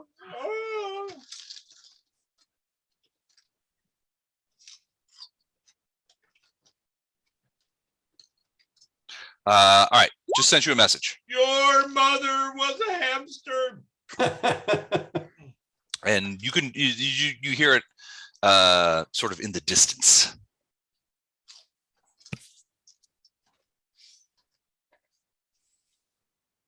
But what'd your father smell like? Elderberries. Okay, I'm gonna tell these guys free action. I hear someone asking a creature if the guards are here, and then this person told the creature to go fetch the guards. I don't know if that means us or what, but there's something talking to these creatures back behind them. And telling them to go get the guards. Basically, it asked, are the guards here? And then I heard the person, creature, whatever, say, excellent. I have need of new reagents, go fetch them. So it thinks we're the guards.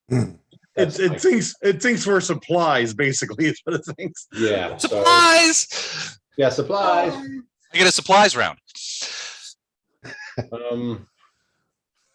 Thank you, Chuck. Extra XP for you for laughing at that terrible joke. You know, Too late. No, too late. Extra experience for laughing at a racist joke. That's great. I laughed, and so did Ned. No, I understand where this game is going. Okay, this wasn't supposed to be a brave thing until Fletcher moved. Now it does become kind of a brave thing. Okay. I did tell you there's more than one in there. So Right. I was kind of liking the fact that you were in there already because I couldn't see anything. I'm going to go to right there and then do Maker's Call, Okay. which pulls in Storm as close as she can get to me with, but still have space to pop in, which to me looks like it's going to be like right here. Okay. Like right there? Yeah, that's probably the closest. It's adjacent if it's possible, but it's not because there's friendlies and enemies around. Right. So I would say probably here is the closest she could have popped in. Okay. Does Unless that you can- provoke? No, she just appeared. Materializing doesn't. No. Okay. All right. So you see a very surprised Storm appear there. Okay. I don't know how brave that was, but okay. Well, it was brave because there was supposed to be 10 feet between me and a potential enemy. But then with gotcha. him backing up, I had to go right up to him to do this. So yeah, I don't know if you remember, about 7 or 8 levels ago, Illinar came to the front line to help someone out. Hmm. I have a vague recollection of Ended that. up dead with, ended up like nearly headless Nick or whatever. That's right. You did get murdered, 7 didn't you? or 8 levels ago. But no one cares if Illinar doesn't get in the front line. Different expectations for different character classes, I guess. So Storm pops in, and she's going to do a full attack on this thing right here. Can she do a full attack the moment she pops in? Yep, because it's my action that brought her in here. Like a summoned creature. Okay. Yep. Well, she was upstairs. Now she's just down here. Yep. No, I get it. That's fine. So. All right. 31 bite hits, 35 claw hits, 38 claw hits, 28 wing buffet hits, 27 wing buffet does not hit. I wonder what the AC is. I don't know. It's a mystery wrapped in an enigma. So you need 4 20s or betters. I do, yeah. Okay, I'm just gonna do the same thing he was doing just because it makes it easy. Okay. So the bite does not hit. Bite miss. Oops. Claw hits. Second claw hits. Buffet hits. So the claw buffet. Yeah. So what are we looking at? We're looking at 26. Or I'm sorry, 30 for the first one, I always forget the whole Yeah. damage. 30 for the first one, 27 for and the second one, then and then 18 18. for the third. Okay, 15. Carry And these are all magical and good, if that makes a difference. Not particularly, but yeah, no, they definitely go through DR. Okay, cool. All right, still up. Okay, that's As all. these, I mean, I don't know if Fletcher probably sees this, but as the blows hit this creature, you can see these big puffs of like what looks to be like this whitish grayish dust keep flying off of it, you know, in sort of like big poofs, and you can see it sort of like rejiggering its form to sort of accommodate for the loss of material. Okay. All right, that's the end of round one. And if I can get the thing to change, here we go. We go into round two, and it is Sir Robin is up.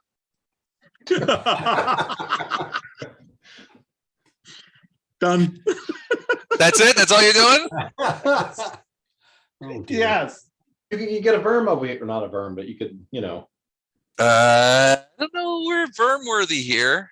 No, we're not. Not quite. Yeah, no. Well, more than one thing hit it. yeah, that's true. Oh, never mind. Yeah. All right. So I do get a wand out. So he's gonna step back. That's not a wand, and put that back in your pants. Quick call, you got a wand. Quick calling. And he's gonna. So you see the. So this one takes several steps back from Storm, and you hear it.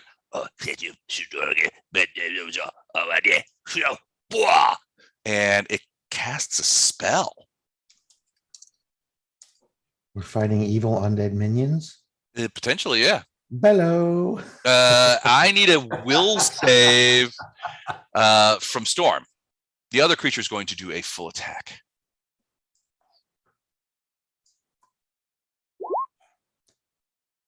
That was a sucky roll. Ooh, that isn't great. All right, so the spell was Bestow Curse. And the curse is each turn, the target has a 50% chance to act normally. Otherwise, it takes no actions. Okay. That is the curse. The other one is going to do a full attack and try to jump onto Storm, because that sounds like a fun time for everybody. All right. First claw, 38. Second claw, 30.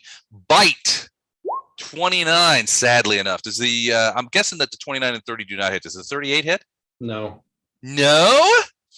All right. With no hits, he cannot deliver the horrifying secondary attacks that he does. So that's like, what is Storm's AC? Just academically. Higher than that. 41. 41. Okay.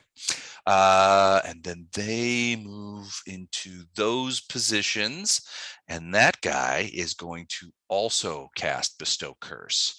I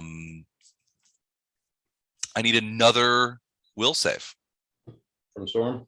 Mm-hmm.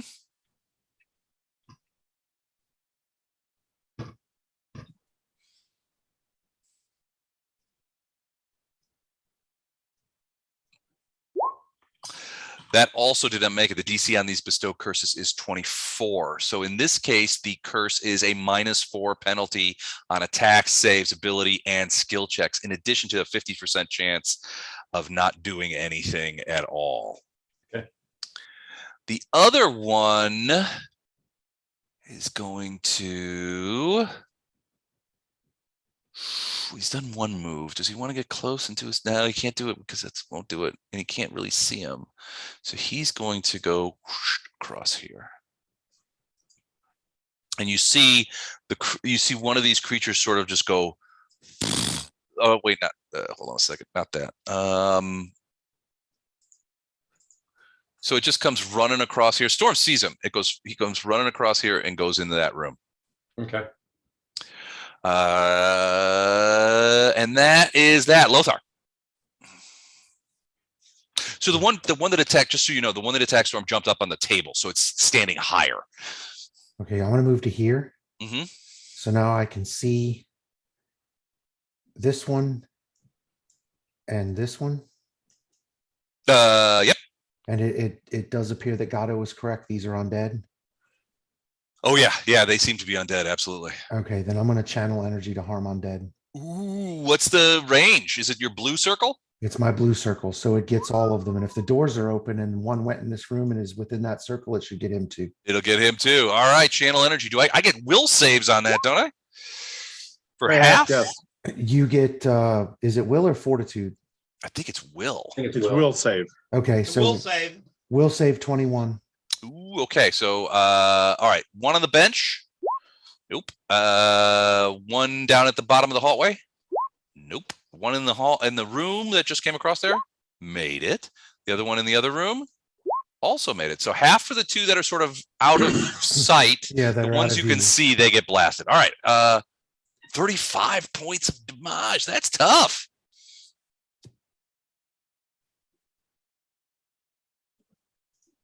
Who did I give? What? Or 17 for the guys who saved. Yeah. Did I not get the damage down? 75. I didn't do that. 75 points. Okay. All right. I forgot to put the damage that Storm did to the guy last time. All right. So 35. Why'd you take it away from Storm? Never mind. But you gotta watch him every second. Heck yeah. Sorry. There he is. Oh, okay. So 35. All right. So the one that's on next to Storm is blasted off of the table and it's thrown backward. God damn it. He's blasted backwards and thrown off of the table, clanks off of that thing, and you see him just go into a giant cloud of dust that falls slowly to the floor. This one takes the damage, but he seems to be relatively unscathed. And the rest of them take some damage too. They did not like that at all. And you can hear them hissing.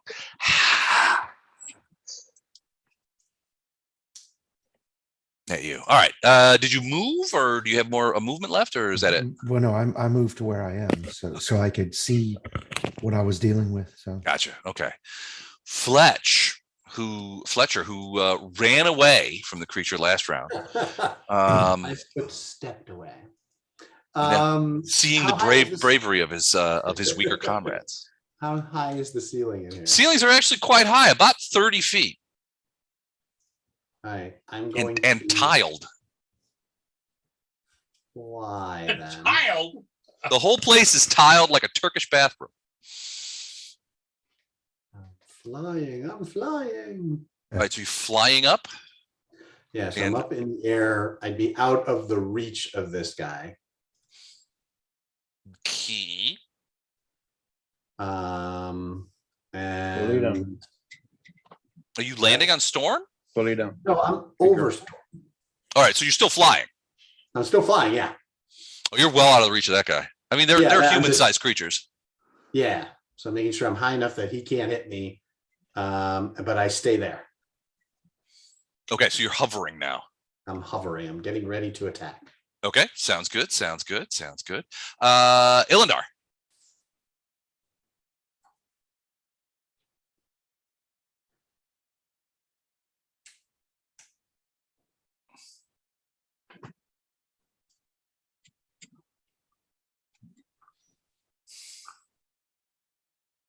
you're muted, Mike. Yeah, I haven't said anything yet, other than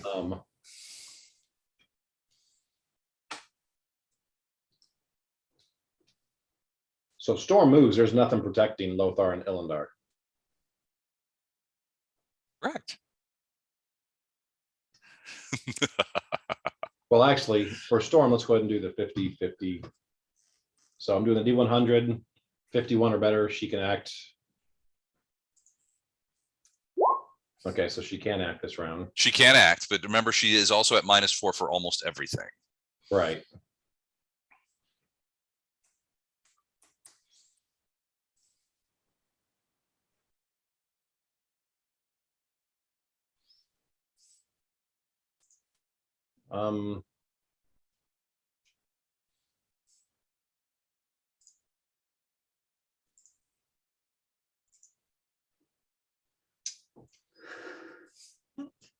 How tall is the ceiling in here?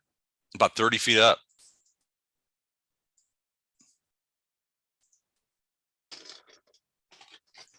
Well, Storm would let Illandar know that there's 2 creatures down the hall. Mm-hmm. So for Illandar's action, he's filling up this hallway right now. So basically, He's sort of blocking things. no, He doesn't want to do that. that's a stone wall that appears right there. That is big enough to completely enclose the hallway. So All right. So he's okay. So you're making that where that red line is. You're making a stone wall. yeah, so no one's getting through there without busting through it. or Okay. getting around it. Okay. Because then with that, then I'm feel safe enough to let Storm charge to here and attack this creature. Okay. Well, didn't expect that. There's a doorway down here. No, something else. Oh, okay. Didn't expect that. All right, and then pouncing. Dang it, yeah, and then pouncing. So all these are going to be at -4. Actually, all these are going to be at -2 because you get 2 for the charge. Okay. Oh, God. damn. All right. Well, you got 1, 2 potential crits. Both of those are going to hit, and then the 30. Both these are -2. So the 30, the claw is a hit because it's 28. Everything hits. Okay, so How do you want to do the crits? Well, let's confirm them. Roll it again right now to confirm those, the bite and the first claw.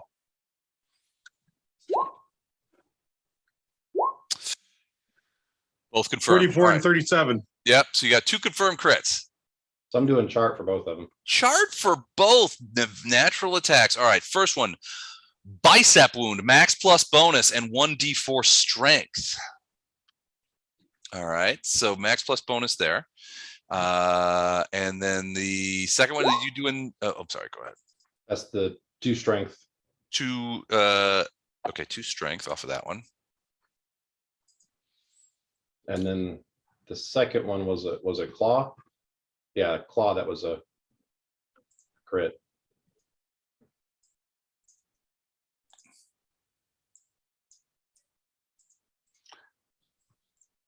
And you said it was max plus bonus? The fuck is going on here? Hold on a second. Yeah, max plus bonus.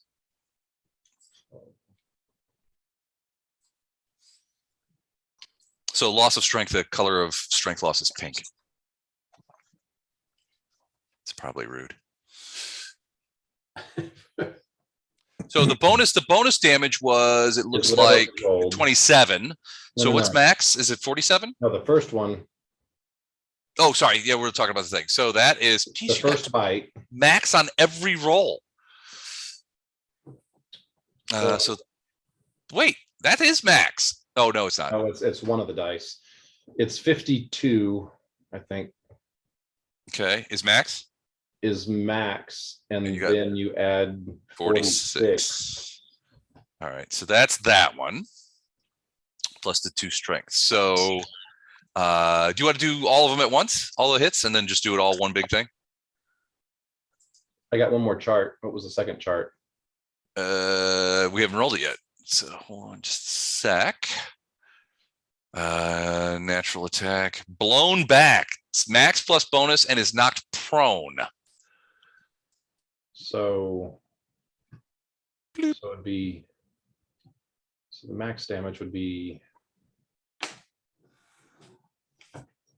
30, 12. So 42 is the max in the claw. Mm-hmm. And then what did you actually Plus get? 27 is what I actually got. 27. All right. And then 37 for the next claw.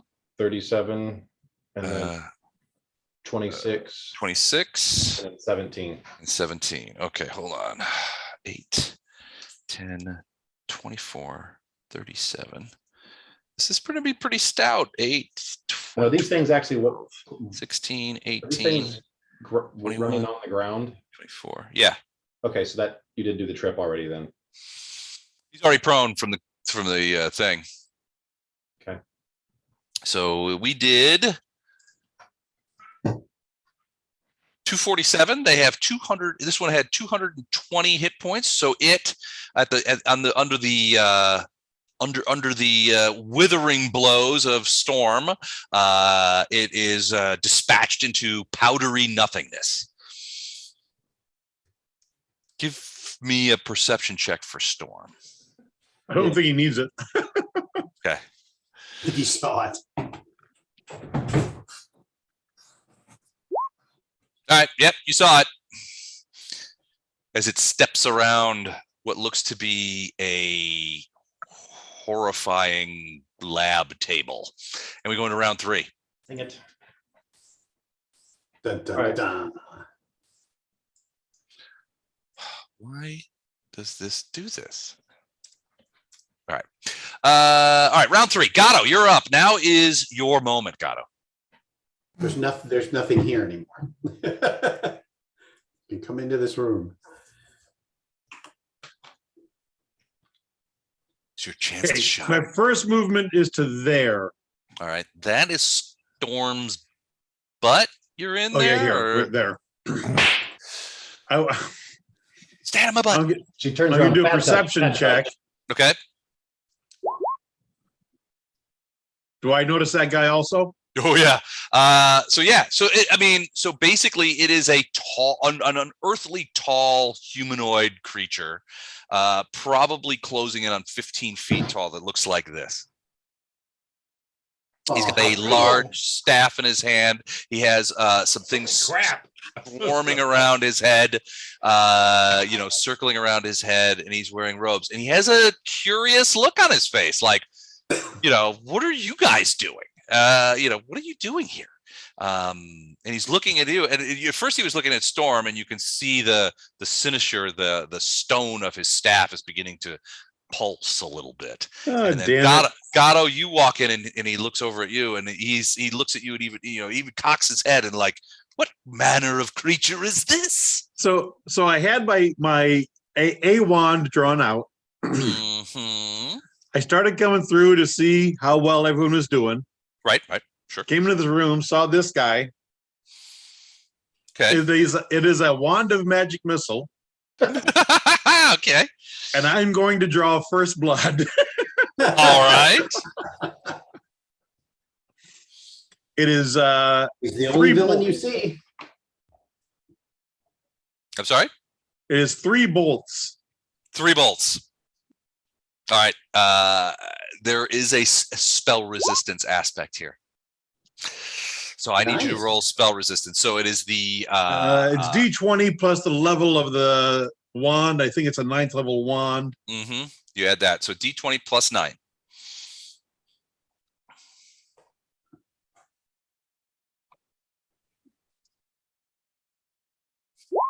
Ooh! Natural 20.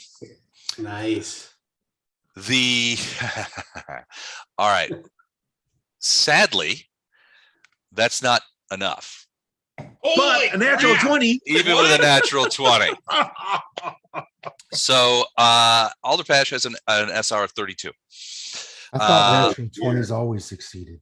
They don't always, but in this case, I think, yeah, maybe we should do that. So natural 20, you managed to get through, and you could see that the air sort of shimmers around him, and somehow these magic missiles pass through and hit Alderpash. Alderpash makes does not seem to notice. But now, instead of looking at I Storm, know. he's looking directly at you with your You wand in know. your hand. You Hey, have guess his what? full attention.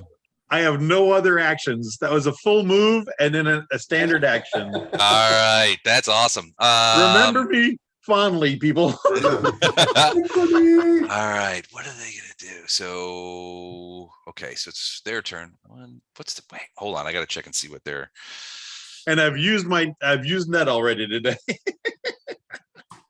move rate. I don't even know how fast they move. Hold on. Ooh, they're fast little fuckers, aren't they? All right, so yeah, they are fast. 1, 2, 3, 4, 5, 6, 7. Well, no, he doesn't want to do that because he's passing in and out of a bunch of threatened squares. So he's going to go here and close. This guy's going to 1, 2, 3, 4, 5, and he's going to attack. Actually, the first one's gonna get an attack of opportunity from Storm. Why? There's Because reach. her Reach. is her All reach. right, go ahead. You're with your stupid reach. All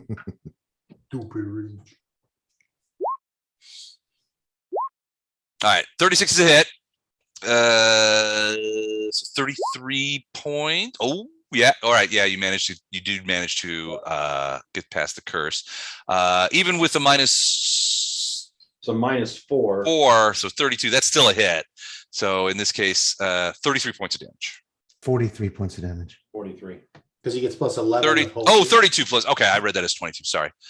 There we go. All right, 43 points of damage as the tail comes whipping by. But the other, they get single attacks as they try to jump on Storm and begin clawing away. So let's see. 41 is going to be tough to hit. So Actually, it's actually 39 this time. 139. Okay, well that didn't hit. Closer and closer, but no hits on that kind of stuff. And then you hear, so Gatto, you hear Alderpash say, "Creatures, stop that. These are visitors." and they immediately stop. "These are our guests," he says. And they immediately stop and move. Well, they don't move back, but they sort of stand straight up. And they're kind of like they're standing straight up. It's kind of like, kind of like hunked over, but they immediately stop attacking. Lothar, you hear Gatto whispering under his breath, "Tell my caravan I loved it." So from where I'm standing, Mm-hmm. do I see these things stop attacking Storm? Give me a perception check. Storm's kind of in the way, but I think you might be able to. 32. Yeah, you see them. They whipped off claws, and then you hear this sort of. Well, 32. You probably hear the voice and "Stop! These are our guests," and they immediately sort of stand back. So I'm going to step to here, Mm-hmm. and I'm going to grab the dragon by the tail and cast remove curse. Okay. Remove curse. All right. So does remove curse remove all curses or just one curse? Because 2 curses on it right now. Yeah. Hang on. Let me look it up. Creature, object, touch, instantaneous. Remove curse can remove all curses on an object or a creature. All curses. Okay. If the target is a creature, you must make a caster level check against the DC of each curse affecting the target. All right. Success means that the curse is removed. Remove curse does not remove the curse from a cursed shield, weapon, or suit of armor, although a successful caster level check enables the creature afflicted with any such cursed item to remove and get rid of it. Gotcha. So, all right. So it's got 2 DC 24 curses on it. Okay. So you need to make a caster check. Right. It's a D20 plus caster level. Right. And you got to beat a 24. So for the first one, it's a 27. Nice. Well, now wait. You don't have to go any further than that. Oh, okay. As long as you beat the DC, you remove all the curses, and it's the same okay. level. So now Storm is not cursed. Well, good, because my second roll sucked. Yep. But no, you didn't. We're just going to pretend that second roll didn't happen. Didn't happen. Yeah. So I made the caster level check, and it removed all the curses off of Storm. Thank you very much. All right.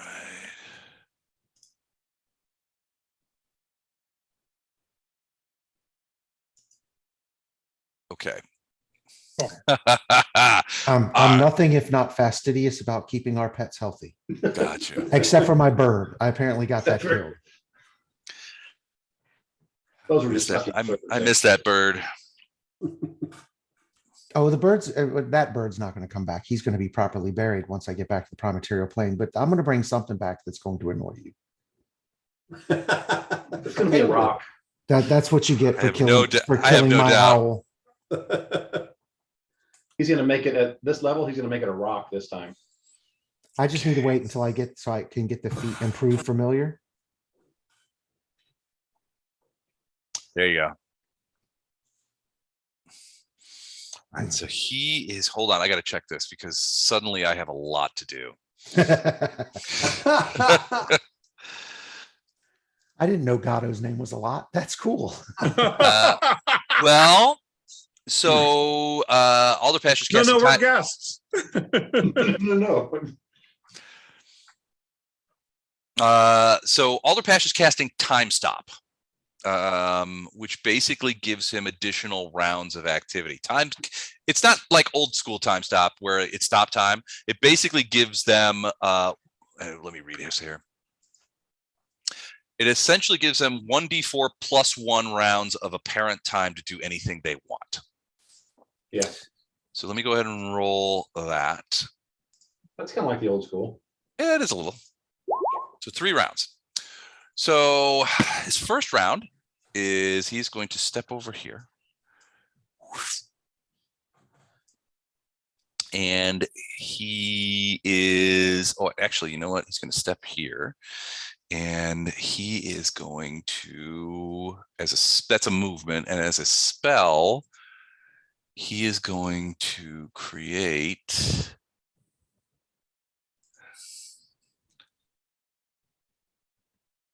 A friendship nexus.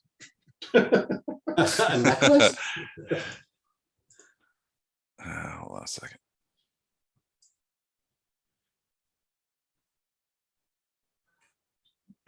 Actually, you know what? He's going to go to there with it. Okay.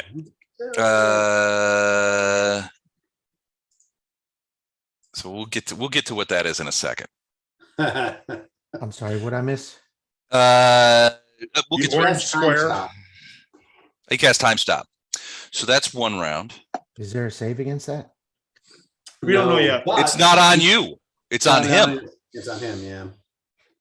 Yeah, It just basically. gives him extra actions. Yeah, so the spell makes time, seems to make time cease to flow for everyone but you. In fact, you speed up so greatly that other creatures seem frozen, though they are actually still moving at their normal speeds. Oh, so You it's are like super haste. kind of, yeah, really it is. So that's 1 round.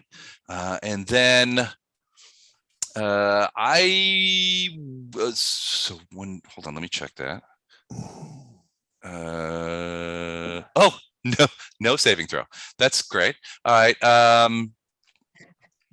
So we'll just do this right here. This is we'll just to indicate that.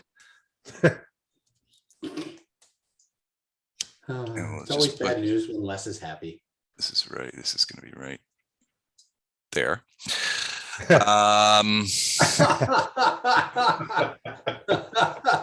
Gatto, you have a new blue suit on. So he's doing that. And that. So hold on a second. So we're going to do this.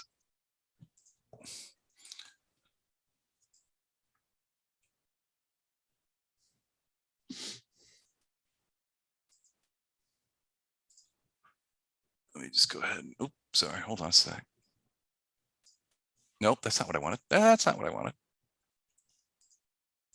We didn't want it either. You didn't want any of this. I didn't want the first 2 things, yeah. Okay, so that's that. All right, that's 2 rounds. Now he's got 1 more round. Wait. There's a blue square and a red dot that showed up this round. Yeah. Is that 2 spells? Yes. You've heard of Quickened, yes? Okay. Okay. He just can't do anything that targets us. Well, just Can't doesn't attack us happen or until target us with a time spell. resumes. But it all Oh, yeah, happens absolutely at he the same time. can. He can target you with a lot of things. No, it It says just doesn't take effect until we are after the. invulnerable to attacks and spells. You cannot target creatures with any attack or spell. So area effect spells, that it even says most of the time you use this to cast a bunch of area effect spells and other things like that. Oh, gotcha. Yeah, we're good. Yep, I figured we were. Uh, so that well, maybe that's targeted. No, it's not. it's actually a thing. So never mind. Was that Woody Woodpecker? And he's going to do this.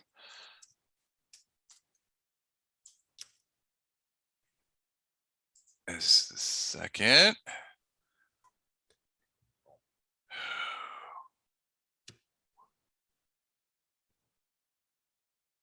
Okay, that means that it's going to be this.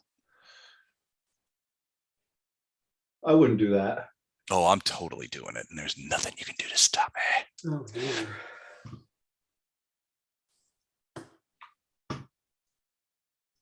Okay.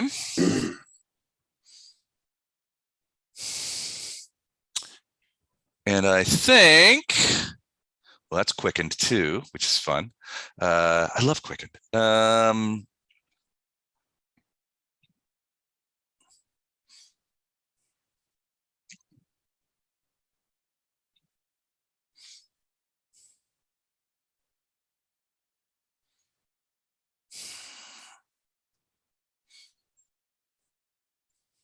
He doesn't want to do that. He doesn't want to do any of that. Actually, you know what? He's just gonna hang back there. So all of these things happen at once. As time stop comes to an end, you see the guy who was once standing over here is now instantly in front of you, standing here, and he's looking at you. And the orange is a giant square of fire, where like walls of fire have surrounded the entire area. Ilindar, you're sort of on the outside of it because frankly, he didn't know you were back there. But Fletcher, you're next to it. So you're probably going to have to make a quick reflex save to make sure that you don't get burned and you would jump inside. So let's go ahead and do that to make sure that you don't get burned by it. Okay. What about the Rune Lord? He's right in the middle. Yeah, he's standing in it. Yeah, I know. Yeah, it's basically emanating from his sides. That doesn't seem fair. Sorry, never mind. One side of the wall selected by you sends out waves of heat, and it's inside. So wait, never mind on the saving throw. Unless you have spell resistance, there's no save. You're within 10 feet, so you take 2d4 points of accidental damage. Oopsie. 3 points of damage, of fire damage, as you move out of the way. The rest of you begin to feel that it is enormously hot in here. Gatto, you are not grappled, but you feel an enormous clasping force around you that seems to have wrapped itself around you and prevented you from moving anywhere. And you will be grappled in a minute. Can I ask a quick question, Les? I'm sorry, I didn't know you were going Sure. on the next call. How high is the firewall? 20 feet high. So it does not go all the way to the ceiling. I was flying pretty high because I was trying to avoid being hit by that guy. It's still, you're still within 5-10 feet. So yeah, you still get it's that. not a big deal because 3 points was my DR anyway, so I didn't take any damage. But yeah, you could fly over it if you need to, because it doesn't go all the way to the ceiling. Okay. About 10 feet above Storm is a small, this is relatively small, about the size of a 16-inch softball. And it's just floating there. And it's like this little red sort of swirling mass of red and orange. And it's just sitting there in the air about 10 feet above Storm. At that point, Alderpash says, I wasn't expecting guests today. I was expecting the usual idiot guards. They're supposed to bring me my reagents, which I still do not have, but you have excited my curiosity. What manner of creatures are you? And he looks curiously around at you. And it is now Fletcher's turn. Fletcher's not thrilled, but on the other hand, he can't actually see him right now, but he knows he moved. Yeah, the walls go up to the ceiling. Yeah, the stone walls go up to the ceiling. Yeah. Wait, they don't have those nice half walls? Yeah. It's all, like all the rage. in It's all design now? cubes. These plants on them, yeah. These are all These just are low these wall are cubicles. all load bearing down here. You know, those things aren't going to move. Now they're all low wall cubicles. Because that would be my version of hell. Yeah. Rooms and rooms of cubicles. Well, he's gonna give it a shot, and like you said, this is floating above him. Mhm. Does it look like something I can get around? Because I can see it now, It's small. It's about the size of a softball. and it's not doing anything. It's kind of swirling around above him. Do you think I should hit that, Lothar? You should. Wait, Didn't sound does like Lothar Lothar. get to Says answer the that? voice from the beyond. Hit it. Does Lothar get to Damn answer that? you. Yeah, quick talk. The action to talk. I'd hit that. I don't. Hit it. Hit it. Ah. I don't have Arcana. So does Lothar have any idea what that is? Probably not. I'm guessing not. No, you don't have Arcana, so yeah, I don't know that you would. So then we'll Oh, go right. can I make a past wisdom him. check? Yep, you could try, sure. Let me what? Let's see here. So that's not going to be all that impressive, but hopefully I'll at least 17? Would my wisdom suggest you should probably leave that the fuck alone? Yeah, well, it's obviously magic. It's come from a lesser rune lord who just seemingly did all of this stuff, you know, in a blink of an eye. So you're saying that the DC on that roll wasn't as high as I rolled, because that seems obvious to me. DCs on should I be afraid of this or not are relatively low. Yeah, relatively low. Yeah. So I would suggest to Fletcher that he should leave that thing the hell alone and maybe hide from it. Well, and Alderpash sort of looks up as you sort of fly in up there, and he's like, more guests. How many of you are there? Please come forward. 3 of us are missing Does tonight. anything happen as I have to go across this line? So are you flying? Wait a second. Maybe so. Hold on a second. I got to check. I Yeah, am you do not flying. fly across the line. Okay. You Don't bash, cross you the streams. you hit the line like hitting a brick wall, and you are physically bounced backwards when you hit the line. And after that is when he says, "Oh, more guests. Are there any more of you out there? Please come forth." He's looking up at you like, Okay, so I bounce off of that. I still have a little bit of movement left. So I will say, hello, my name's Fletcher, and I'm not the kind of person you invite to a party, and I'll attack this guy. Single attack. okay. My flying move is 60, so I had plenty of movement left. But it's obviously not a pounce. Okay, 41's a hit. 42 Wow. points of damage, but I do 42. need you to roll that better than 20. Yes. Same as before.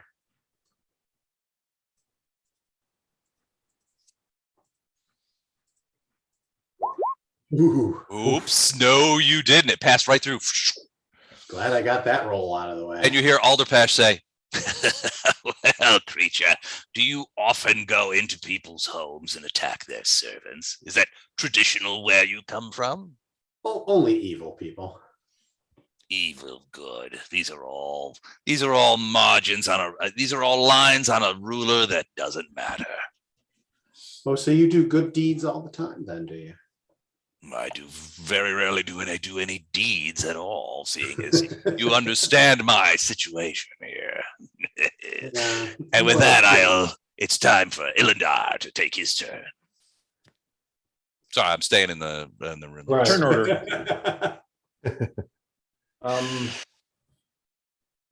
In a cheerful, peppy voice, it's time for Ilendar. Dun, dun, dun, dun, dun, dun.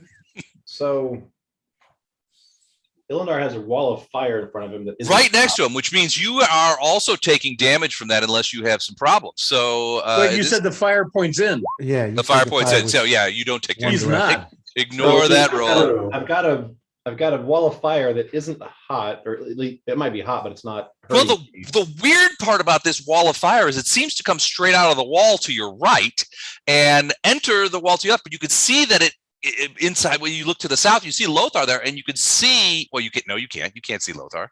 It blocks you. You can't see through a wall of fire. Yeah. It obscures vision. So yeah, But, it just materialized next to You you. see this wall of fire in front of you. Yeah. I might have seen Fletcher for a moment, but that was it. No, he I doesn't. dispel it. Yeah, I'm sure I've got a chance to do that. Yeah. Probably have to do 2 natural 20s before I can do that. Okay, I'm going to use the most useless ability from a summoner. Okay. Never used this before. Bond senses. So I'm going to basically start looking out of Storm's eyes.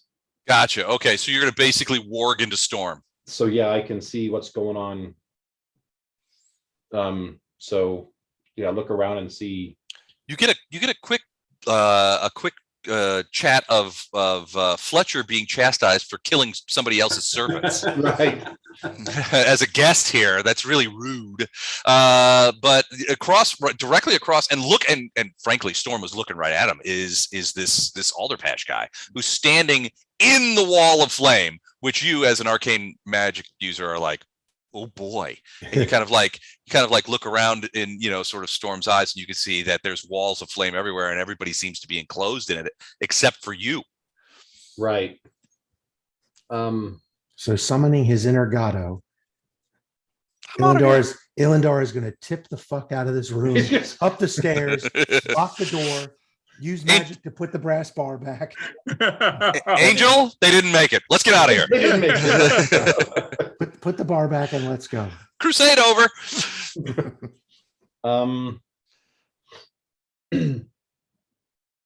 You know what? You say that, but Gato hit him with a magic missile. Well, aimed a magic missile at him. Well, you hit him. You might have chipped a fingernail. Well, you're worried that he suspects you are some kind of mage at this point. Yeah. Which for him may be like, this is my most dangerous guy. I don't know what to do right now because it's weird that this guy is talking, but I can't get in there. So I think at this round, he's going to spend all round just looking through Storm's eyes and Just watching. Okay. just trying to see what's going on because the guy is obviously trying to parlay, but Well, you're looking at him. Actually, you know what? Give me a sense motive. yeah. This is Ilendar we're talking about, right? He pretty much thinks everyone's pretty much at face value. Everyone can roll high. Okay, here we go. Ready? I mean, let's be honest. Gato hit Rune Lord with a magic missile from a wand that he probably stole. Right. Oh, look at that!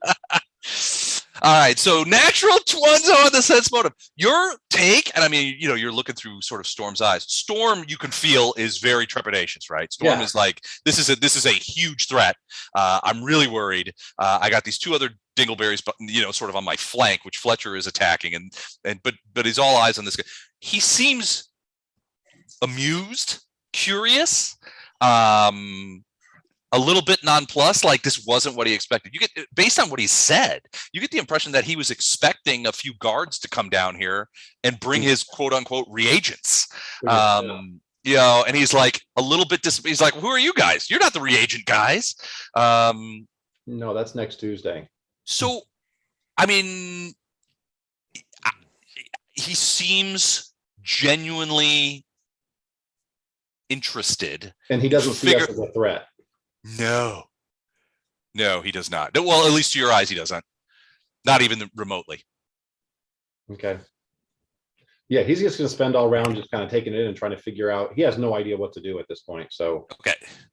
All right. Round 4. Probably the last round tonight since we're coming in on 11 o'clock.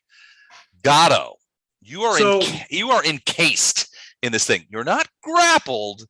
I don't see anything, but I feel this pressure closing in on me. Yeah, well, it's not closing in. It sort of just surrounds you. Okay. But if you feel around, it feels like a giant hand. Named Big. So So Yeah. yeah, so you're sort of like, so this is you, and this is this invisible force is sort of just like got you. Now you're not grappled. You can move. You can. What you can't do is walk away. It's basically keeping you. It's not crushing you or anything. And you can move your arms and legs and head and that kind of stuff, which you wouldn't necessarily be able to do. Get stuff out of your backpack, that kind of thing. But you can't move in any direction. You're stuck there. So I tell him it was the Dukes. That's not Dukes. $1. All right. So you can perform. I can't actions. talk to him. Yeah. Did you say something? Yeah. Sorry about that magic missile. That was an accident. Well, The safety was off. I was cleaning my wand. That's not a euphemism. It went off. I forgot it was loaded. No external safety on the Glock.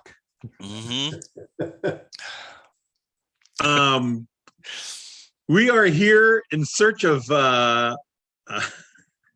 Baphomet, who is in a weakened state and vulnerable.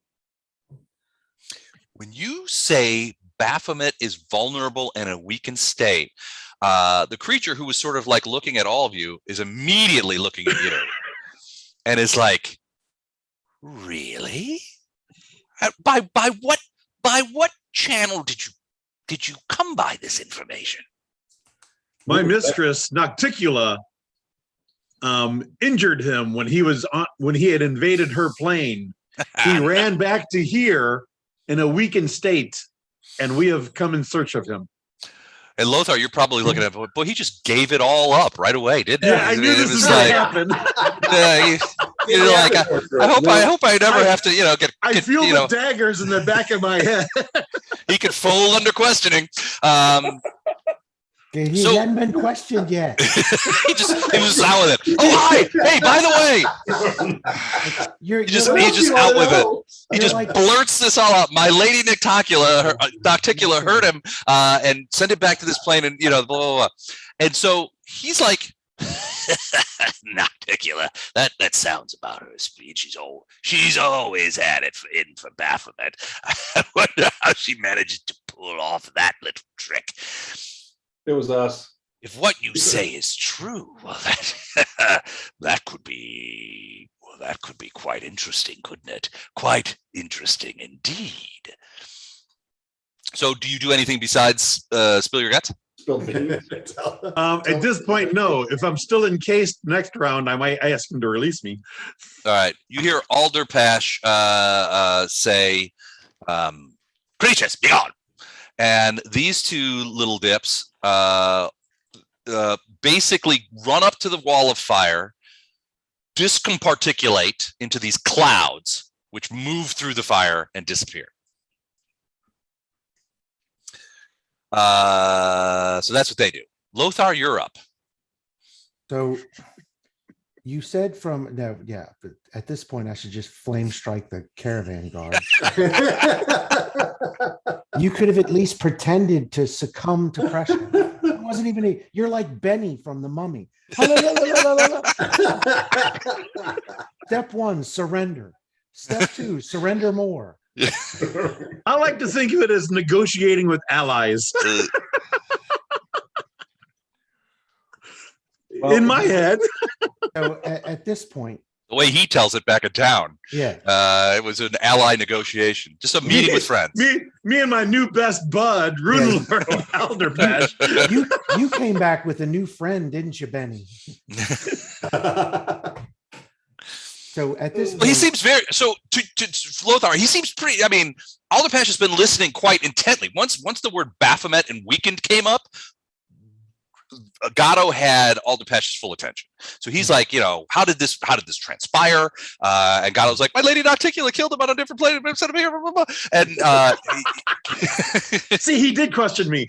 and so Alderpash at this point is like thoughtful. If this is true, well, that changes things significantly. He's almost talking to himself. Yeah, Alderpash says, so what and you went, yeah. Why are you here? Let me tell you. Let me start from the beginning. I was born a poor caravan guard, and I came here. Blah, blah. No, wait. The beginning's too far. Let me summarize. Yeah. Let me say, no, too much. Let me sum up. So at this point, based on the planar check that I made before, Uh-huh. I know that this is Rune Lord Alderpash. So Alderpash, yeah, you have So it says seen it right at this the bottom name. of his name. Yeah, Yeah, I get that. you've seen his name in books during your education. This is a long time ago, but you've seen his name in a listing of rune lords. So as part of your education, you learned about the Aslanti and the rune lords and all that kind of stuff. And they had lists of them and what their powers were and that kind of stuff and what was known about them. And you recall, I mean, you don't remember any of his powers or anything specific. So I don't. So But one of the Lothar lesser. Go ahead. Lothar doesn't know what he's the Rune Lord of. Well, so when it comes to rune lords, when you have the rune lords of something, those are the greater major rune. ones. Those are the major ones, and they also have their minions, which are sort of like rune lords light, but there are also associated rune lords who are rune lords, but they're not like mega powerful rune lords, right? And some of them have sort of areas of expertise. Think like mythology, right? So you have the big gods, you have Zeus, you have Hera. Hang on a second before you go into all of that. Yeah. Have you read? I mean, from like reading the books and stuff. Do you know who he is? Do I know who Alderpesh is? Yeah. Yes. Okay. So all of this, they have demigods. Yeah, that ain't him. Now Lothar doesn't know that. Lothar doesn't know that. Yeah. Okay. So he doesn't know who this guy really is. He knows. Well, he thinks that he is some sort of lesser rune lord. He's not one of the big ones, but even crappy new rune lords have a fair amount of power. Yeah, and he's not one of those. He's not one of no, he's not a new guy. What you can all give me a knowledge religion real quick. Hang on, it's coming. Sorry. Oh, Jesus. That's enough. He is also, at least as far as you can tell, and you have a fair amount of experience, he also gives off every indication that he may be some sort of undead. What kind? You have no idea. Yeah, I know his name. Okay, so Lothar is kind of clueless at this point. However, Yeah. It looks like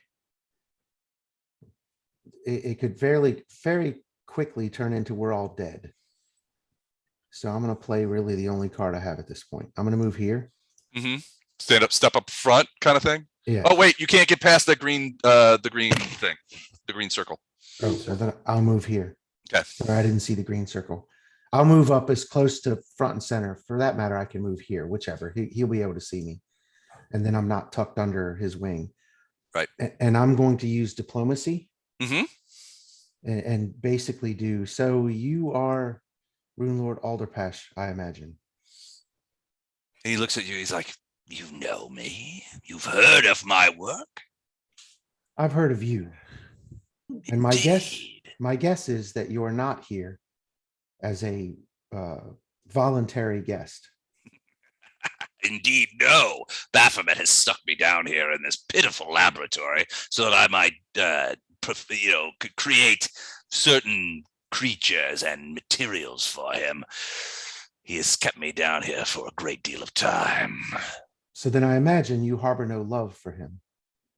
Indeed, no. I would see Baphomet sent into the fiery pits if possible, but I didn't think it was possible. Certainly, with the protections afforded me in this laboratory, afforded him in this by him putting me in this laboratory, I have no power over him, nor may I leave unless certain conditions are met. You mean conditions other than the door being opened? Oh, yes, I am bound here by much more than doors.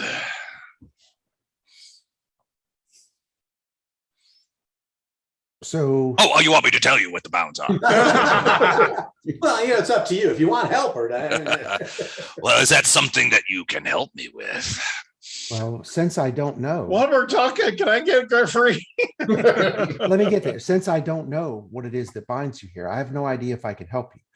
What I do know at this point is, and I'll point to him in the hand and point to the glowing red thing, is that we might be able to talk more freely if some of these things were gone.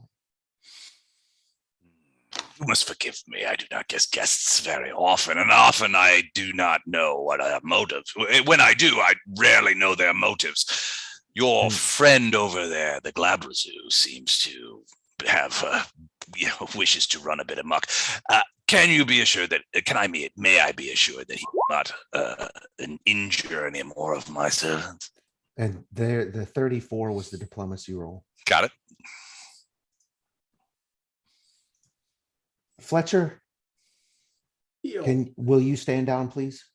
Down, boy.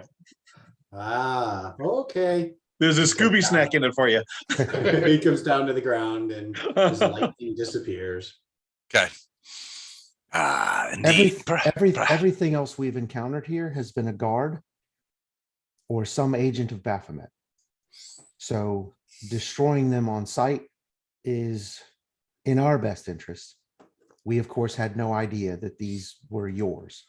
Indeed. They are my creatures. They are my servants. I make them here, as you can see. And he sort of, well, you can't really see, but eventually pretend. If you give me he kind of like looks at you as priests. Yes, priest. If you give me your word, priest, that your elf over there will not create any havoc, I will dispense with my protections. And I'll look at Fletcher to get confirmation that he understands. He didn't mean Fletcher that time. Got a big grin on his face, but he says, sure. And wait a minute, which elf was he talking about? Fletcher? No, he's talking about Fletcher. Fletcher's a elf, right? I'm a half elf, yeah. Half elf, okay. Well, he's probably a little sketchy on that. Yeah. Sees the ears. He's like, well, at first he referred to you as a Glabrazoo, so he's probably a little confused as to what's going on here. All right, so with the arm. You see the cynosure of his staff kind of makes a little flash.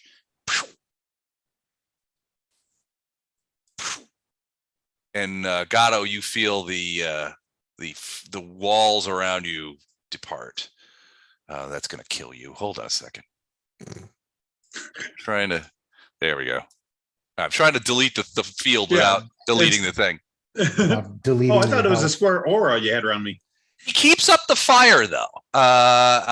Although the temperature inside seems to drop dramatically. It is not in this case now. Lothar, Gatto, you guys are standing relatively close to what would have been the edges. You would have easily felt the heat coming off of that fire, and now that heat is no more. Yeah. Ilindar, I need your body there's no saving throw. So basically he's reversed the heat. Now you're in the heat, and you take 8 points of fire damage. Not happy about that one. All of a sudden, the Rune Lord hears a scream. Ow! And so he looks at you, Lothar, and he basically says, "Look, this entire laboratory is surrounded by a Baphomet casts anti-magic shield. My powers can neither penetrate it nor remove it. Perhaps a mage's disjunction might be able to remove me from this situation. Or if you were to aid in the destruction of Baphomet, like your friend over there, the other elf spoke of, which I find a bit ludicrous. But if Nocticula is indeed on your side and he speaks the truth, then perhaps I can be released from here, which is my most fervent desire." Quite rarely, actually, but in this case, he is. He does smell of lies. But at this I do point, not. I'm very good at being deceitful. I hide my smell very well. he smells of good lies. Yeah. So basically he says, like, this whole laboratory is, he refers to it as my laboratory, is surrounded outside of it by an anti-magic field.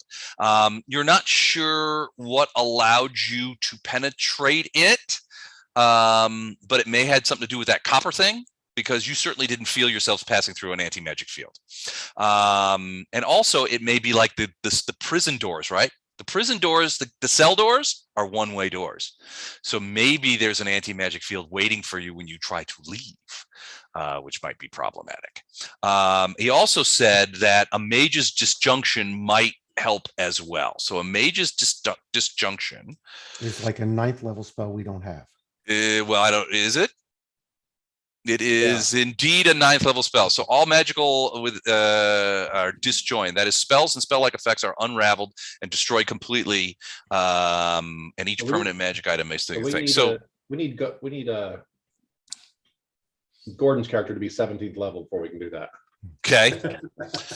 Well, so those kind of things. To spell magic on the We can hang anti-magic, out here for a while. the spell magic. Well, he's basically saying what he knows will work Right. to release him. Right. Obviously, Baphomet put these things in place for exactly this reason. He didn't want just some random 5th level magic user rolling down here and oh, Mage's Disjunction, here we go. And then now you've got a loose Rune Lord in the house, which is nobody's idea of a fun time. So basically, he's telling you what he knows. Right. Les, can I suggest something? Mm-hmm. We're at 10 after. Oh, okay. Oh, yeah. Something that would be nice to have the rest of the party doing the discussion, so you don't have to rehash all this. Oh, yeah, sure. No, that's fine. Well, we're recording, so they'll be able to look at the recording. right. But okay, do you guys want to stop here? Yeah. All right, let's stop here. Oh, All right. okay. And I'm gonna bring us out. I'm gonna bring us out of initiative unless somebody else wants to fight. Fletcher. Fletcher. said he's gonna be good. All Fletcher right, said all he right. would be a good boy. Dylan All does full of good thoughts right now. We fall out of initiative at that point, and we will stop here. And this is where we will start next time. Now, I believe first Sunday in August we're going to be just returned from Gen Con, so I think we're probably going to cancel that. 'Cause Yeah. we'll all be vegetable lasagnas at that point. So, Where but is Gen Con this year? The first Sunday, what? where or when? Where? First Sunday in August. Indianapolis. It's been in Indianapolis for the last several years. I think It's better than a that's decade. too bad because I'm like an hour from Lake Geneva these days. Yeah. No, they moved it. They moved it from Lake Moved it Geneva. quite a while ago. It was in Milwaukee for a couple of years, and then they moved it to Indianapolis. It's been in Indianapolis for a while now. Man, Who's I've got been what? I've been out of the scene, dude. You've been out of the scene for a long time. So the 24th is what? The space one? Let me Yeah. look. Yeah, Traveler, right? Yeah. And then Traveler and Iron Fang. and is the 31st? Is that Ooh, that's a 5th Sunday, yeah. which we could use for A team. I know lately we've been using 5th Sundays for B team primarily, but I'll leave it up to the collective, whatever you guys want to do. And so then the Sunday you're talking about is likely getting canceled is the 7th. Mm-hmm. Okay. Yeah, because Gen Con is the 4th through the 7th, and we're leaving on Wednesday. So all a Friday night game, Saturday, anything Saturday night, that's all going to be gone. Yeah. We're going to be in Indy. So the 24th is going to be Iron Fang for those of us who are in that, and Traveler for those who are in that. And then the 31st, we can vote on what we're going to play on that one, right? Yep. Okay. I would just send the email to everybody and just let them vote. Yeah. Okay. Yeah, I'll do that. Sounds good. All right, we'll stop there. Thanks, you guys. This was All right, awesome. guys. Thank Have a you. good night. Appreciate it. Thanks Good for night. letting me hang out, guys. It was Yeah. big fun. Big fun. No, I'm gonna stay online for a little bit if you wanna hang out and talk for a bit. Anybody who is welcome. I'm gonna probably fix myself a gin and tonic as a reward for such an excellent game night. Night, Bye. guys. All right. See you guys. Good night, you guys. And let me stop the recording.